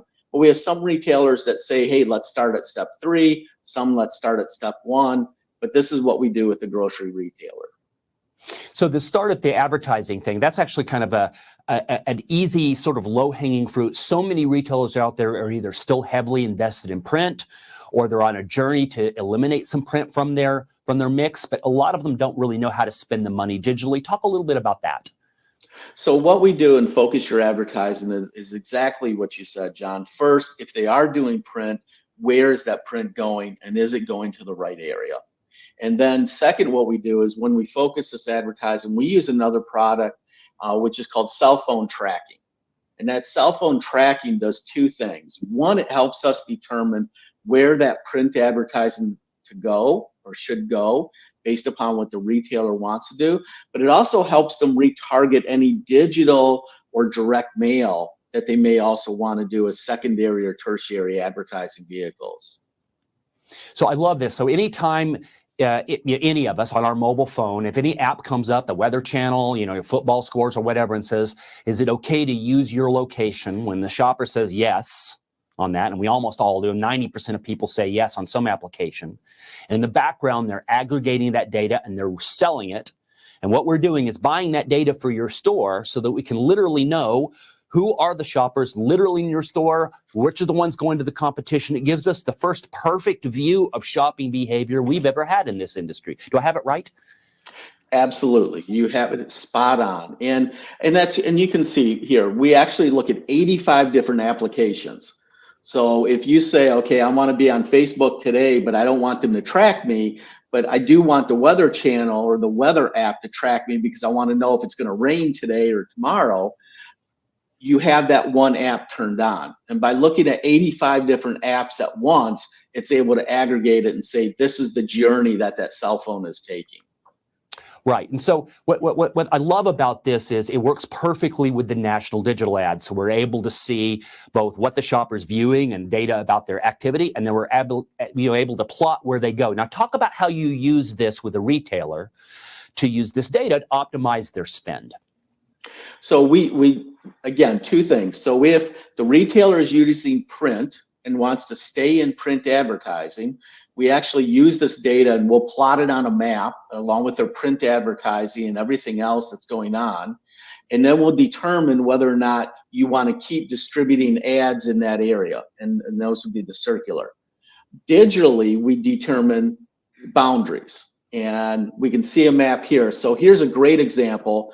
This is actually one of Bob's stores. The colors represent different zip codes that we're actually distributing an insert to. And the colors represent what's called household penetration, the number of inserts per households. And you can see in the red box that's around that one zip code, you can see a very few of the dots in there that represent cell phone customers. And so when Bob and I sat down and we started looking at this, we said, you're spending X amount to cover this zip code. These customers represent Y. Is that a good return for you? And do you want to continue that? And he said, no, let's drop it. It's not worth the spend for those few customers. So just focusing on that zip code, if I don't see a lot of dots, that means I'm not driving a lot of traffic, or maybe the potential isn't really there. And so you just say, let's deploy, that's kind of wasted media. Let's redeploy it in the zones around your store or where you don't have shoppers, and let's go after them. And it's just so obvious, right? And you see this over and over again. This isn't unique to just Bob's store, right? This is very typical of what we see. Absolutely. And part of the thing is what happens is someone comes in from the store and says, I live 25, 30 miles away. I want an ad, or I shop at this store. Now you think, okay, I have potential getting all this business from that market. And you're missing the people in between, or the people close to your store.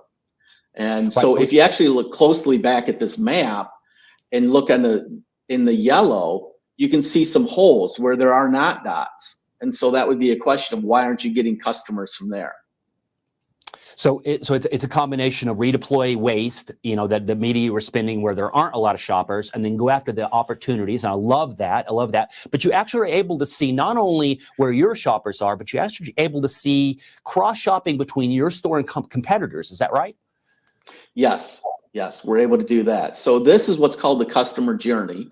And I love calling this chart. It's called a spider diagram, an 8-legged spider diagram. So if you look in the chart, everything on the left-hand side of that dot in the center is what that cell phone was doing as an activity before entering the store.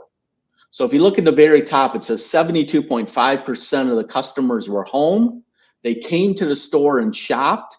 And then after shopping, if you follow it on the right-hand side, 92% of the customers actually went home after shopping at this store. So that's actually a great number, right? Bob's doing a great job. His shoppers are coming and they're not going to a competition. And what that data says is this particular store is doing a great job of serving the shopper's full needs. But you've seen a lot of stores where people come to the store and then they go to a Walmart or they go to another competitor. And that implies that that individual store isn't serving their needs fully. Do I understand it? Absolutely. So if you just look down where it says ShopRite and it says 0.7%, we've seen this in some cases where this might be 5 or 6% of the shoppers are leaving a grocery store and going to another grocery store immediately after. And that means that their shopping trip is not fulfilled at our store. So we do a lot of storytelling in retail. And you go in and say, well, where's your opportunity? Or, how come sales are off? And we often blame a specific competitor. We'll say it's the dollar stores, or we'll say it's Walmart or whatever. What I love about this data is that it's a part of a process of optimizing a lot of things in your store. But what it does is lay bare the truth that says, hey, your problem might be more internal, or maybe this competitor you're not paying attention to. And it eliminates a lot of the storytelling. But this is just one of many pieces of the optimization process you do for a retailer. Absolutely. Just one of the pieces. And the whole strategy when we go through the process, and we did this with Bob, is not only looking at that, not only looking at what the strategy of who they're losing shoppers to or where they're cross shopping to, but how are you going to keep or get those customers back? And so if you're in with Bob's case with the 7 stores, one store may be cross-shopping with a Stop and Shop, and another may be with a ShopRite. And so that may be 2 different strategies, but yet how do you play that out in a circular that is market-wide?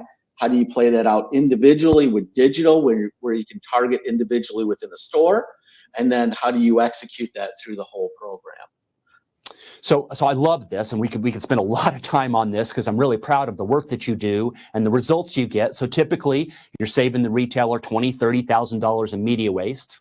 They're able to redeploy that back in their store, and they get an operations plan that says, here's actually what you should do in order to recover the volume. Now, in order to use that, you have to have a digital something in order to optimize the media.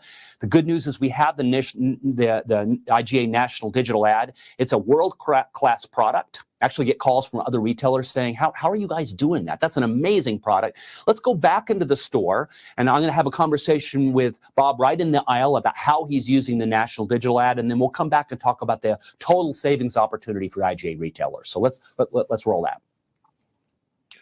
So, Bob, we are here at yet another end cap, and so a couple of things I want to talk about. So first off, the store is beautifully signed, and I know you do a lot of this. We're providing you the signage as well. So these little box cards that are so inexpensive to put up to make an end cap really pop.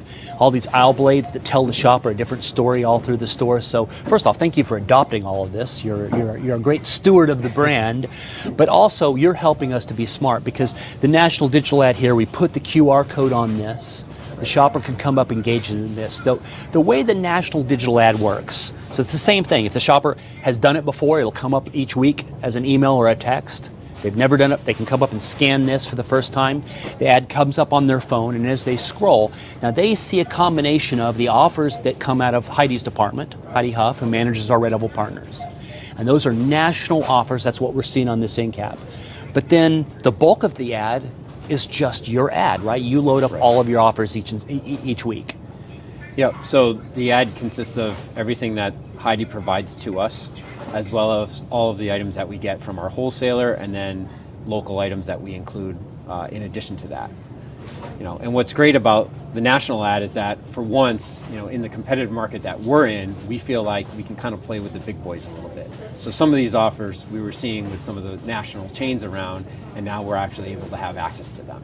So that means it's working. And what that shows is the brands are willing to invest in our channel, but it's just been hard for them to do because we have thousands of different ad versions. It's so complicated. We're too hard, right? When we made it easy, all of a sudden they started to invest. And these are some great offers. I mean, here's like $4 off on all of these Kellogg products and some of them. So the offers are great. These offers, and you can use them however you want, right? You can add them to your offers. You can do your own bundles. You can do whatever you want. Right, so we try to pair them up with anything that may be on sale that week if it comes through our wholesaler, and Bizzuto's has been a really good partner where, knowing the offers far enough in advance, they try to include those items and work with the vendors on the local level, the wholesaler level. But whenever possible, especially with DSD, we'll try to pair those offers up so we get an even bigger advantage. Right, so I mean, there's an AHA offer this week, right. And so IGA is negotiating with Coca-Cola nationally out of their shopper marketing dollars in order to drive these programs, but we're now also working with the bottlers locally, right. And we hope to see acceleration of that program too, which makes this a really, really cool program. Okay, we're standing in front of an end cap that we don't actually think people will ever really build. You did that for us for this broadcast, and I appreciate it. But the idea is to make this simple. So all you have to do is print these signs out, that's right. And as long as it's loaded in your system, the shopper will automatically get the discount, and you'll get paid in just a few weeks. Right. I mean, for the most part, we just hang these signs around the store. Right. But when you have a really great offer like this, and you have so many products together, occasionally we will dedicate some end cap space to it, just to make it easy for someone to shop across multiple aisles in one spot. So I'll give you a number here. So IGA shoppers would be entitled to $8 million more of savings through the IGA franchise if 100% of the IGA stores were actually hanging the signs. Wow. Which they don't. So if you were on the phone with those people, what would you tell them? I would tell them that it's one of the easiest programs.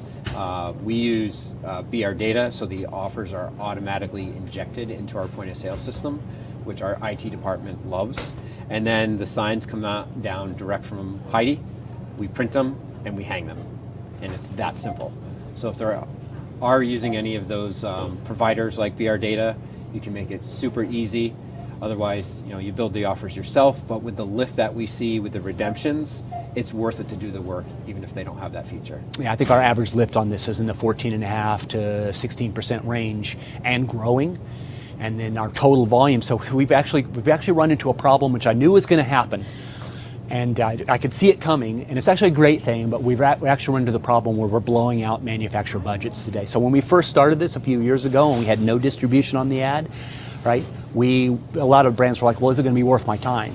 And now all of a sudden we're really maxing out their budget, which is a great thing, which means next year, in order to anniversary the volume, they're coming back and the offers are getting better and we're getting more of them, and this program is going to continue to accelerate.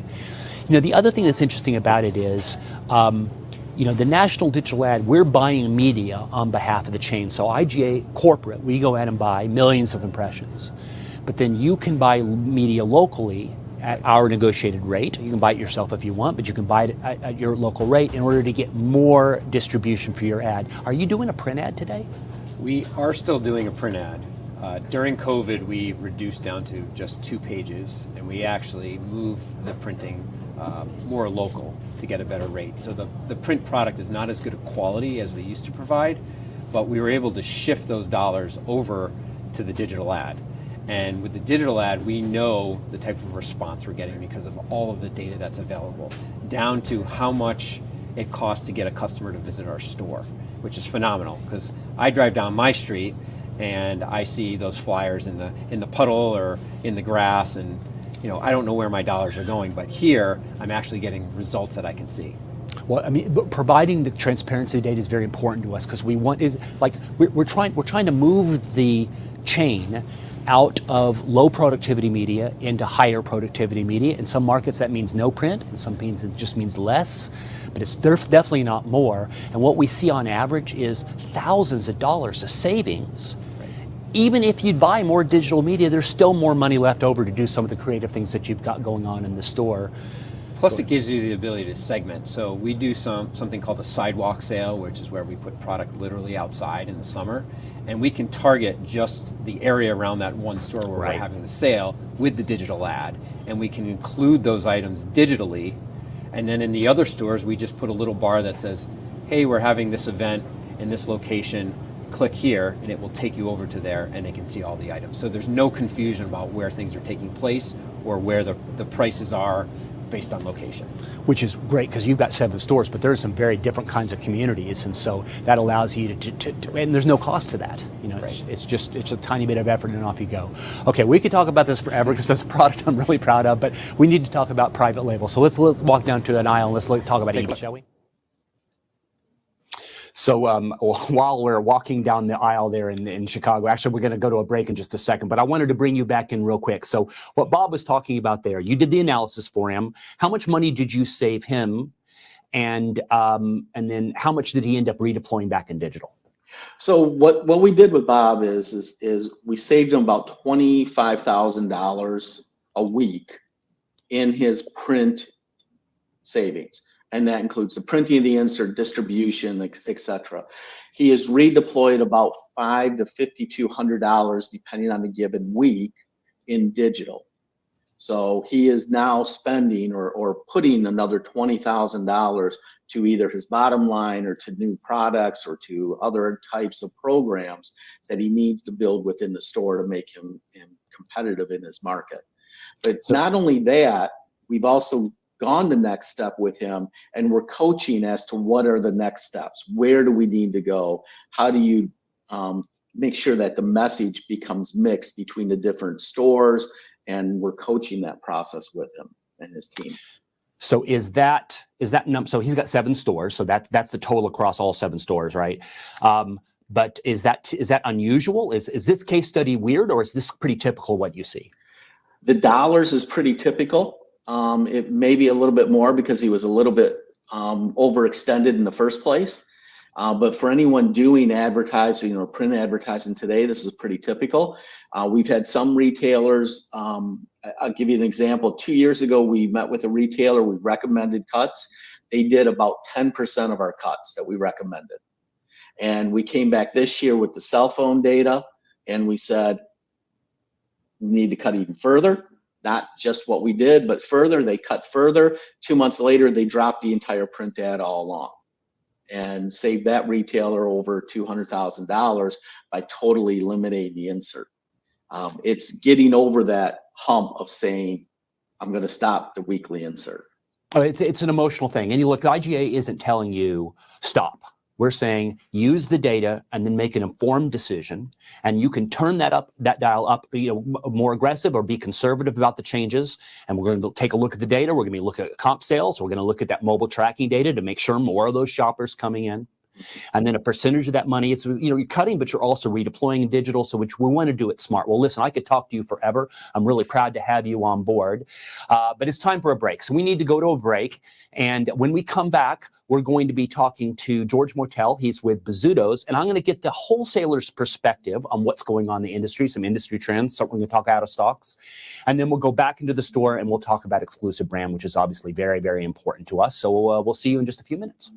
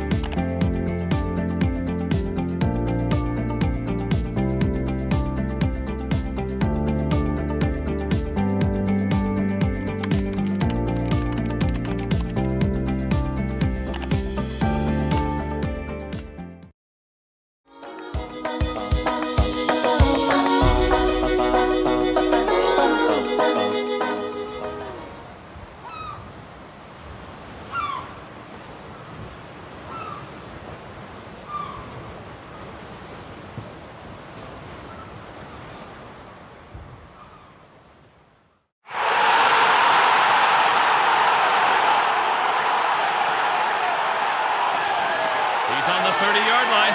The 20, the 10, touchdown!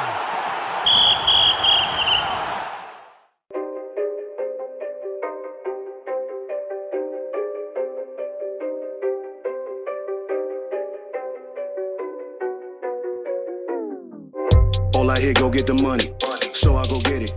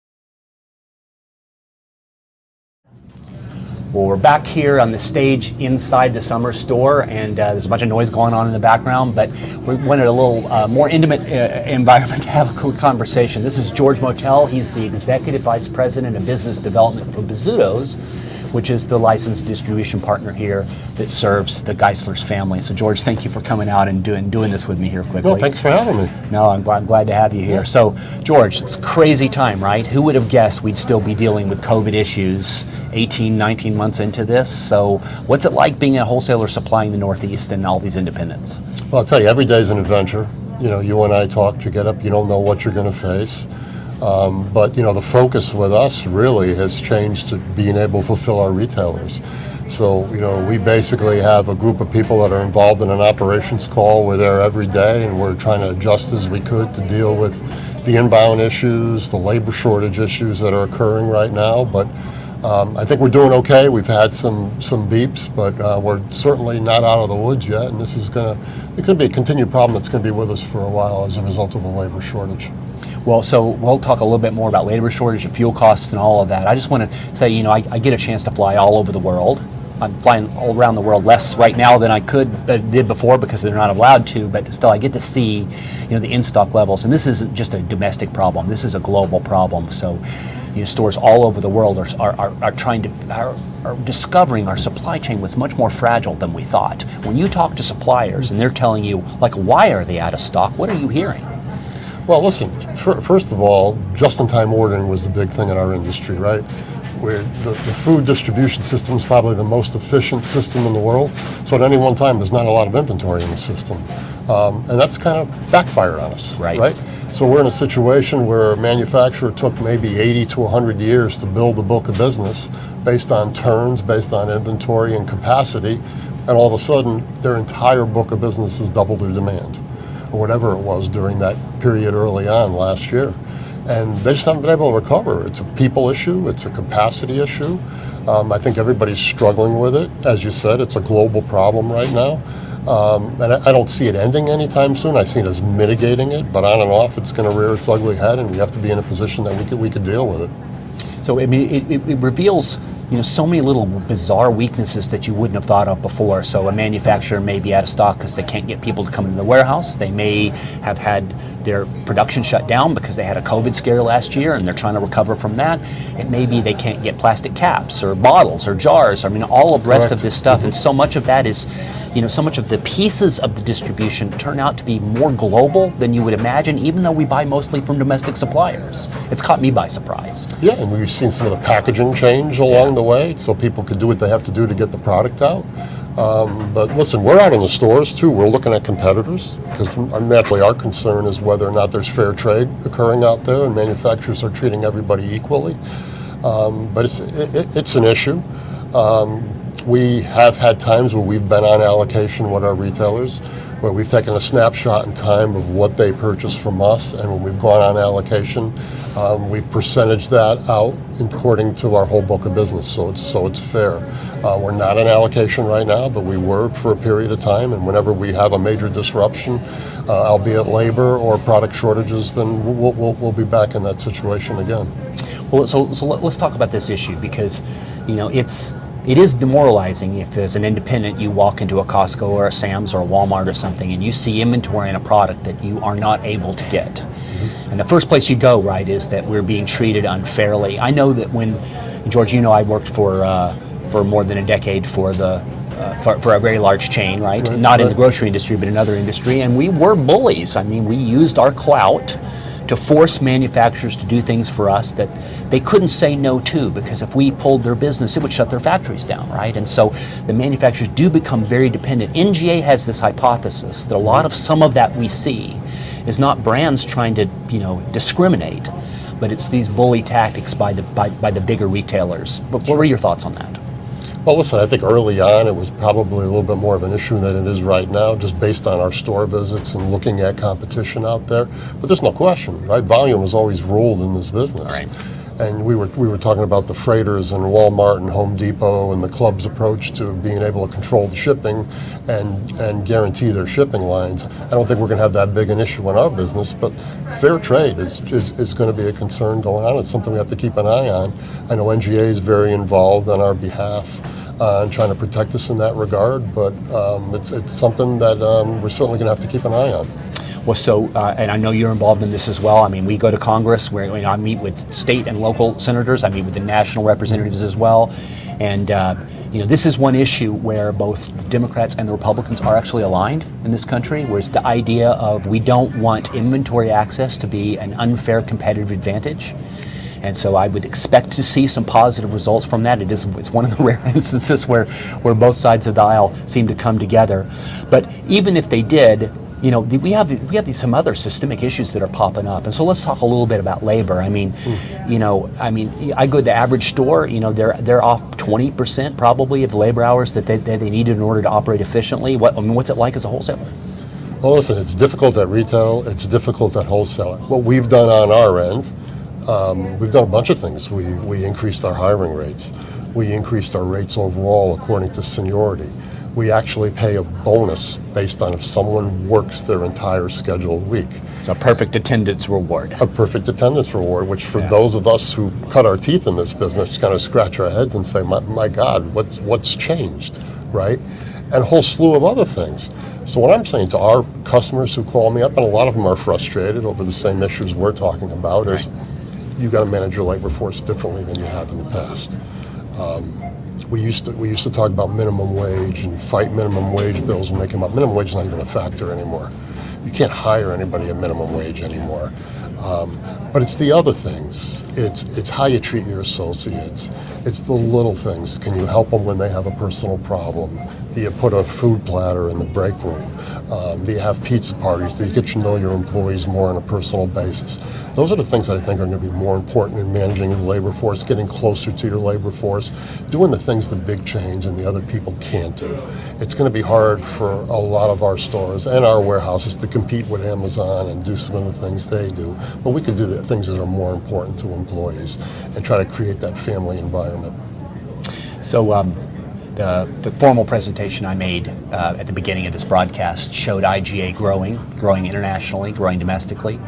And it's got a chart on there that shows us at close to a 1,300 store count for next year.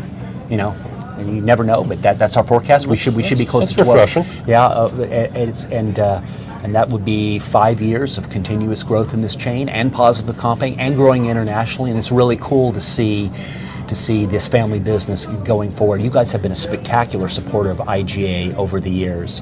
And here we sit in a Geissler store that didn't used to be so proud of IGA. You would have been hard to find an IGA logo here. No, I could tell you when we signed up Geissler's 20 some odd years ago, Jim Nielsen, who was the third generation CEO at the time, said to me, hey, listen, we do a lot for the community.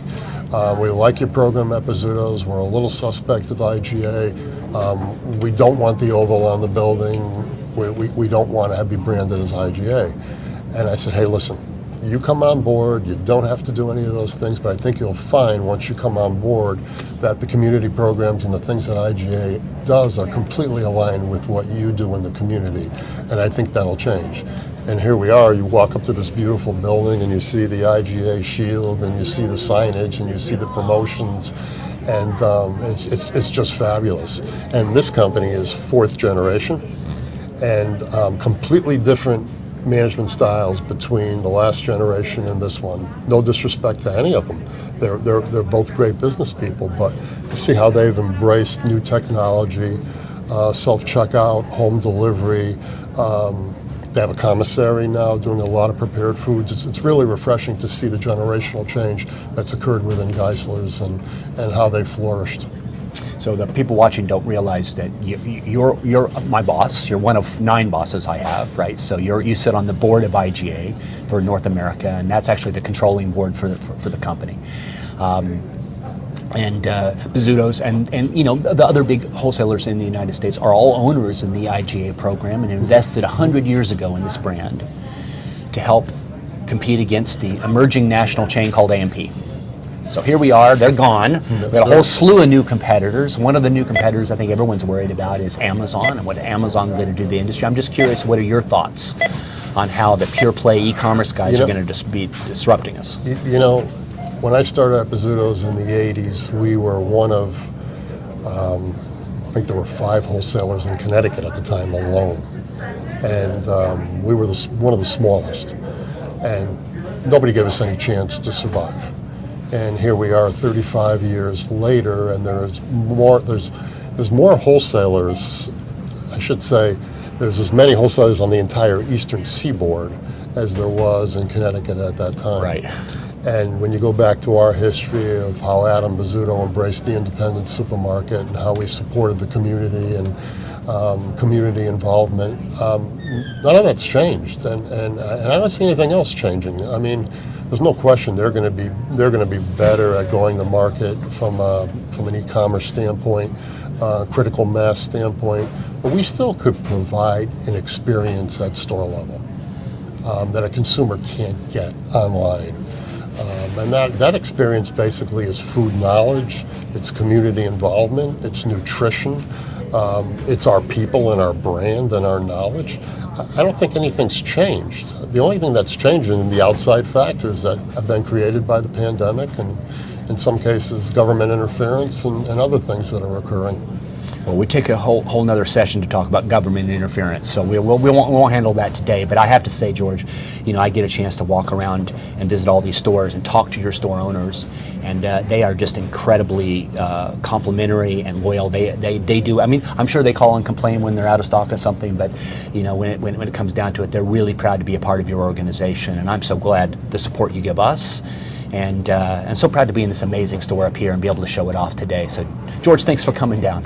My pleasure. And listen, we're very blessed to have the independent base that we have, the book of business that we have. These independents are all hardworking people, and now more so than ever. I think the biggest frustration is the problems have shifted from market share and expense to quality of life. But you know, I'm confident that as time goes on, people will adjust. They'll figure out how to make it work, and we'll be here and we'll continue to flourish. Yes, we will be here, and thank God we're in the food business as opposed to travel or hotel or something else. Right. So these are good problems to have. Well, hey, thank you so much for coming. Let's go back into the store and we'll look at some more of these programs that are actually working today. So this is our last stop in your store, and then we'll be. I promise you, we'll be gone and it'll be done. Your team has been great sports letting us do this. So private label. So IGA's value proposition 10 years ago, 20 years ago, was you get the brand and you get the private label brand, right? And today we've touched on just some of. We didn't even get into training today. We didn't get into as deep into analytics as I wanted. We got so much more things, but the private label is still really, really important. It is.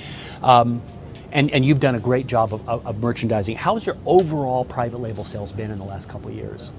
It's been pretty consistent, and it continues to grow. So we are in a really competitive environment, and there are some strong private label brands out there, especially with the Trader Joe's of the world, the Stop and Shops, that sort of thing. So having a brand that has clear imaging, has good call outs on all of the health aspects, really helps us communicate with our customers and sort of elevate it against our competitors and the national brands. So the entire line, almost all of the line, is completely redone. I think there's some few SKUs, and we spent a fortune on product photography and trying to make it stand out and bright on the shelf. We've done shopper research, and we know the consumers love it. And we know when we put the new label out versus the old, you get about a 2% lift immediately on the exact same product at the same price. But then we've given all this new visual merchandising as well for stores to use. So the double money back guarantee is actually, there's other companies that do it, but it's like one of those things in retail you forget about. Right. And it's an enormous advantage, and it feeds into, excuse us, please, sir. We're definitely doing this live inside of a store. So thank you for being on the IGA Global broadcast, sir. We need a talent release for that. But it fits completely with this idea of the things that we do ourselves are points of differentiation. And if the shopper believes that an independent is more likely to sell fresh and healthy food, and then your name is on the product, the quality scores are through the roof. So we did testing with shoppers, and we asked them to rate the quality of different brands, and IGA was equal to or better than national brands that have been in the business for forever, because they trust the IGA logo, and that's so precious.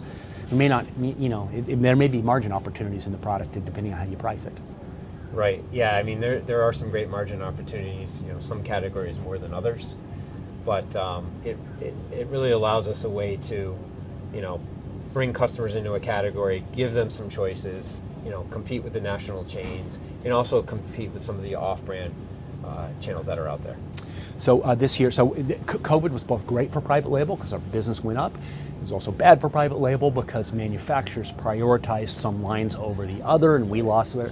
So we're having to go back out and get these all reinstalled, and we're having to work with the wholesalers because they may have substituted other product in just to keep stuff flowing, which we said do it, right? But we're going to get that problem. But you're going to see a whole range of new product, including some really innovative SKUs. So look for some new news on this program, and I know you'll be a great supporter of it.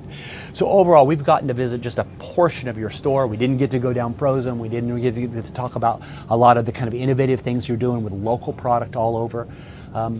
Talk to me about your outlook for next year.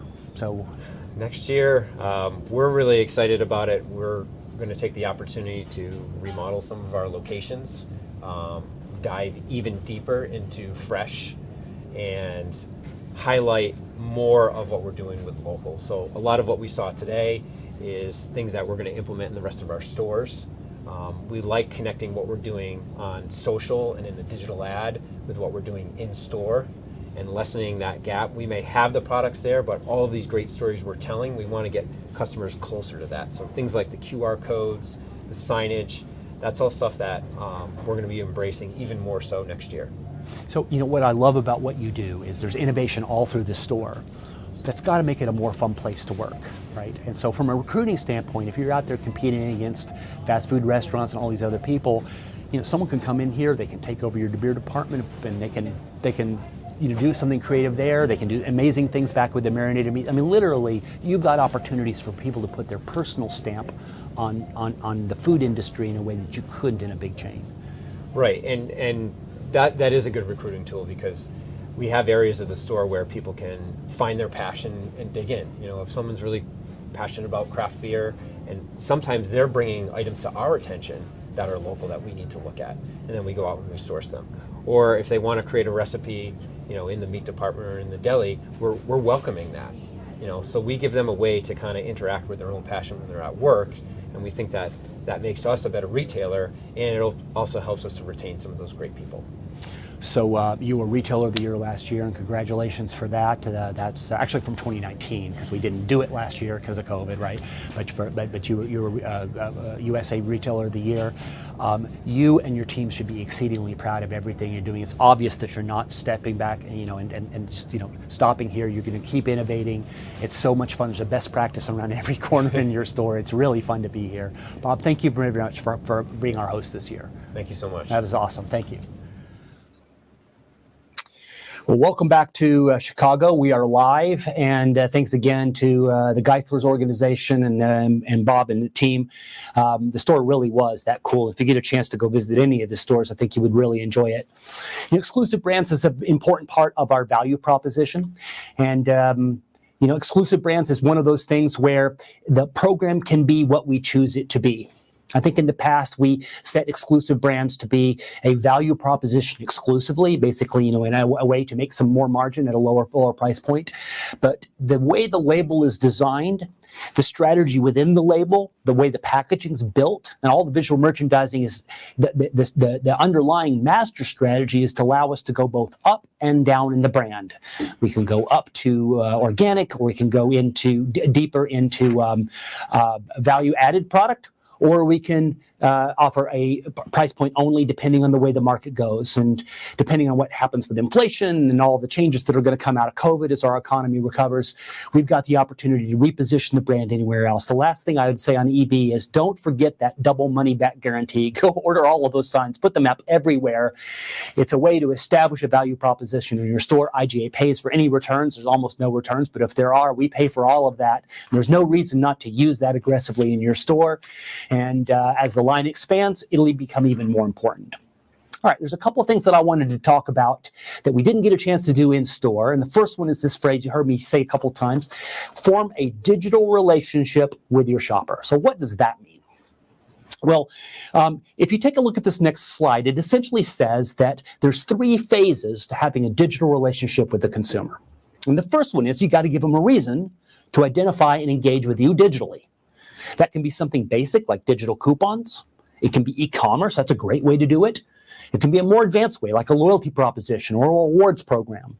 And the reality is you don't have to do all 3 of these at once. You can start with any one of them. But the minute the shopper has a reason to give you their ID, and we're recommending mobile phone as the preferred ID, but it can be a plastic card, it can be an ID number, whatever you want it to be. But the minute they give you their identification, now all of a sudden you have a relationship with them, which is a proxy for the relationship that we have with the shopper in store. And you know, the known shoppers, they come into our stores and we know them, and we know their moms, we know their family history, we know what they buy and they like, you know, and that personal relationship is so critical. The problem we face, and this is another one of these big existential problems for the independent industry. The problem we face is this, that using big data to know the shopper allows big master retailers, a Walmart, for example, and their massive investment in analytics, or Amazon, which is built on analytics, allows them to duplicate this personal relationship in a way that's a threat to what we do. So if Amazon is online saying, hey, you bought this and you may also like that, that's big data behind it running it. And if Kroger sends you an email that says, you know, here's some brands that you might be out of stock on because you bought them 3 months ago, the way they're using data today is helping to give the impression that they know the shopper, and I say that in quotes, in a way that over time, as all that technology gets smarter and smarter, they can begin to chip away at our value proposition, which is knowing the shopper better than anyone else. And that's a critical thing. So you have to invest. You have to engage with the shopper now and start with something simple like digital coupons. We've got Inmar as our strategic partner. That program's half the cost of what it used to be. It's a great way to get going. If you've got an older POS technology or you're looking for some analytics, we've got BR data. They're a new partner, and that's also a very inexpensive way to engage and allows you to engage with the shopper digitally. Both those programs also let you get all the national offers really, really easily, so it's a double win. Or you can go all the way to a loyalty program with companies like AppCard or somebody like Inmar that has a great loyalty program that are out there. No matter how you go, though, you've got to make the decision that you're going to begin to engage with this shopper digitally. And wherever you start, you begin a journey that leads you to a profound understanding of the shopper using data, not just the anecdote of them in the aisle, but a relationship with them that allows you to let the computer look at their basket and make recommendations and give you judgments that allow you to reward them over time in a way that makes them feel just as precious online as they do in store. Now, you do that, serve them well in store, serve them more online. We are unbeatable as a franchise relative to big national chains. Now, the second thing I want to talk to you about, and this is kind of an ugly way to end our big presentation today, but I have to talk about this. Our country is under attack. Foreign governments are sponsoring organized criminals to attack the economic systems that run our country. This is a fact. And whether those countries are Russia or they're coming out of Eastern Europe and other countries, or it's coming out of Africa, it doesn't matter. Globally, a lot of people have discovered that hacking into American commerce systems and local government and hospitals, as terrible police departments, is a way to extract money out of what makes, our businesses operate. This is a terrible thing. And retailers are being hit. And here's the problem. Here's the problem we face is that when these thieves understand that a channel is easy to attack, when they find out that police departments have very poor quality systems and they start attacking local police departments everywhere, or hospitals, or even big pipelines, it doesn't matter, right? Once they think somebody's an easy mark, here they all come because they share information on the dark web in a way that says, here's some easy mark to go after these folks. And this is non-trivial. When these retailers get hit, it could be $150,000 to $250,000, $350,000 in bribes, basically, to get your data back. plus the cost of lost sales when your system is shut down. Imagine if you got shut down over the holidays. And we have retailers, independents, some IGAs, that have been hit in the last few months and will continue to be hit at a probably increasing rate if we do not take the precautions now to harden our systems. And here's the big insight. If you're just a tiny bit more difficult to hack than some other company, they'll ignore you and they'll go there because they're lazy. The way the system operates, the data goes to the easiest possible path. They just send out thousands of these hacking emails and off they go. If you look at this next slide, I did a stunt live at NGA. Actually did it twice, where I created an email live and I tried to hack both one of our retailers that's on our advisory board, and I tried to hack the president of NGA live, and I sent these emails out and I showed within 5-10 minutes how easy it is to give the impression that you know someone and that you can try to trick them into clicking and engaging with you. It's just so easy. And then, of course, we revealed some data that shows how easy our systems often are because we're not great at keeping our servers up to date. And our training, perhaps, isn't as great as it should be. Well, here's the thing. IGA can help you. And we're glad to help you. We've got free training on the IGA Coca-Cola Institute that you can use with your associates and your store managers and and basically your entire company in order to remind them how risky it is to engage with your email without some diligence and forethought. And that training everyone should go through right now immediately. And we've got a program with a third party that allows us to offer you a very inexpensive audit. Actually, I think the audit's free. The audit is totally free, but a reduced pricing so that you can, it's Millennium Data Technologies, you can use their system in order to evaluate where your risks are. And for a few $100s a year, maybe in the worst case, it might be $1,000. It doesn't matter. We've got a very inexpensive system that allows you to protect yourself so that you're harder to hack than somebody else. And that's what you want to be. That's what you want to be. Use the training. Use the free audit. Engage with our vendor. Engage with a vendor, somebody. Write it on your to-do list before the end of the year to try to be aware of how risky your systems and your training is in putting you at risk, because you don't want to go into this holidays losing Thanksgiving, the pre-Thanksgiving weekend sales because some thief out of this former Soviet Union decides that you're an easy mark. Make that promise that you're going to do it. All right. Well, we've talked about a lot of things. We've talked about visual merchandising today. We showed you what it looks like inside of a store. We've talked about e-commerce. We've talked about harnessing the power of local and using local with some very inexpensive signage. Everything we've tried to show. The Geissler's operation, he's a 7-store chain, and they've been at it for a long time. You don't have to do everything now, right? And we're not asking any retailer to adopt everything that you saw in a video like that. You have to pick your battles and where you're going to fight. And maybe you can't do all the pre-made meals, but you can do the marinades.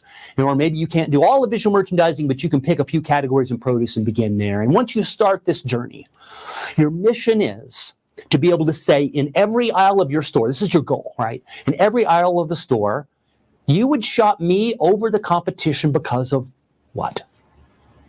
Because we care.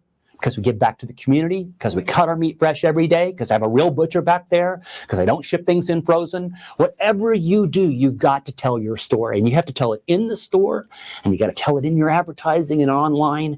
And you do those things, you will grow share. And we've got data on every one of those programs that proves it. Not just a few retailers, hundreds of retailers. The case study for harnessing this idea of differentiation through local and fresh and the word independent, the case study is a proven one, and you can harness this today. And as we come out of COVID, you'll be able to keep the share that we've received because you're earning it through all these really cool programs. And any retailer can do it. Get started, get engaged, and do it now. Okay. So we're at the end of this. Thank God we got through it. It was live. I don't think we had too many issues. Maybe some couple of in sync things and some random shoppers showing up in aisles. But I thought it was great, and I hope you enjoyed it. So thank you guys for engaging with all the retailers. We have some winners. I get to give away some prizes now. So the $100 gift cards. I'm going to read out some names, and these are the folks that went through and won. And Krista Schuler from the Lake Region IGA in Pennsylvania, Kim Campbell, store manager at McKay's in Lakeside in Oregon. James Weatherford, he's the store manager at Bloomfield, that's a Geissler actually in Connecticut. Kevin Brouillard, Toby Yeager, operations, Manito Super One Foods. Chad Cropper, Director of Operations. He's Crops Fresh Market, also in Pennsylvania. Michael Day, he's the owner of a Cambridge Piggly Wiggly. We appreciate you guys engaging with us and watching and staying through the whole presentation. $100 gift cards are coming to you. I've got some more to give away, but we're actually going to do that in the Thursday publishing of the IGA Minute, which is our email program. If you don't get that, please do. Remember, all these videos stay up, but people can continue to go and click on them and engage with that content and still have a chance to win some more IGA gift cards. And then I've got these cool helmets to give away. So what we'll do is, for the winners, we have 2 or 3 of these, and then Mark and I will sign a personal message to this. And you'll be able to put it up in your store saying that that you're part of a global operation. It's kind of cool, and off we go. I will not put this on because my head's too big. And then there's the Beach House final giveaway, which we'll announce on Thursday as well. I appreciate everyone's engagement with IGA in this tough time. I know how hard it is to run a store right now. I know that they're included in the million problems that you have to face every day as an IGA retailer. Now we got to worry about people working their shift, and how do you recruit the number of people, and how do you keep them motivated, and how do I deal with in-stock, and how do I make sure my managers don't burn out, and on and on and on. And I know how difficult it is right now. The good news is that you're part of a franchise which has a hot hand. And the industry knows that IGA is growing and developing and moving fast. And you're part of that family is what's making it happen. And I can't tell you how proud I am to be a custodian of this very, very precious brand. It's really, really exciting. We will see you live, God willing. We will see you live at the NGA show next year.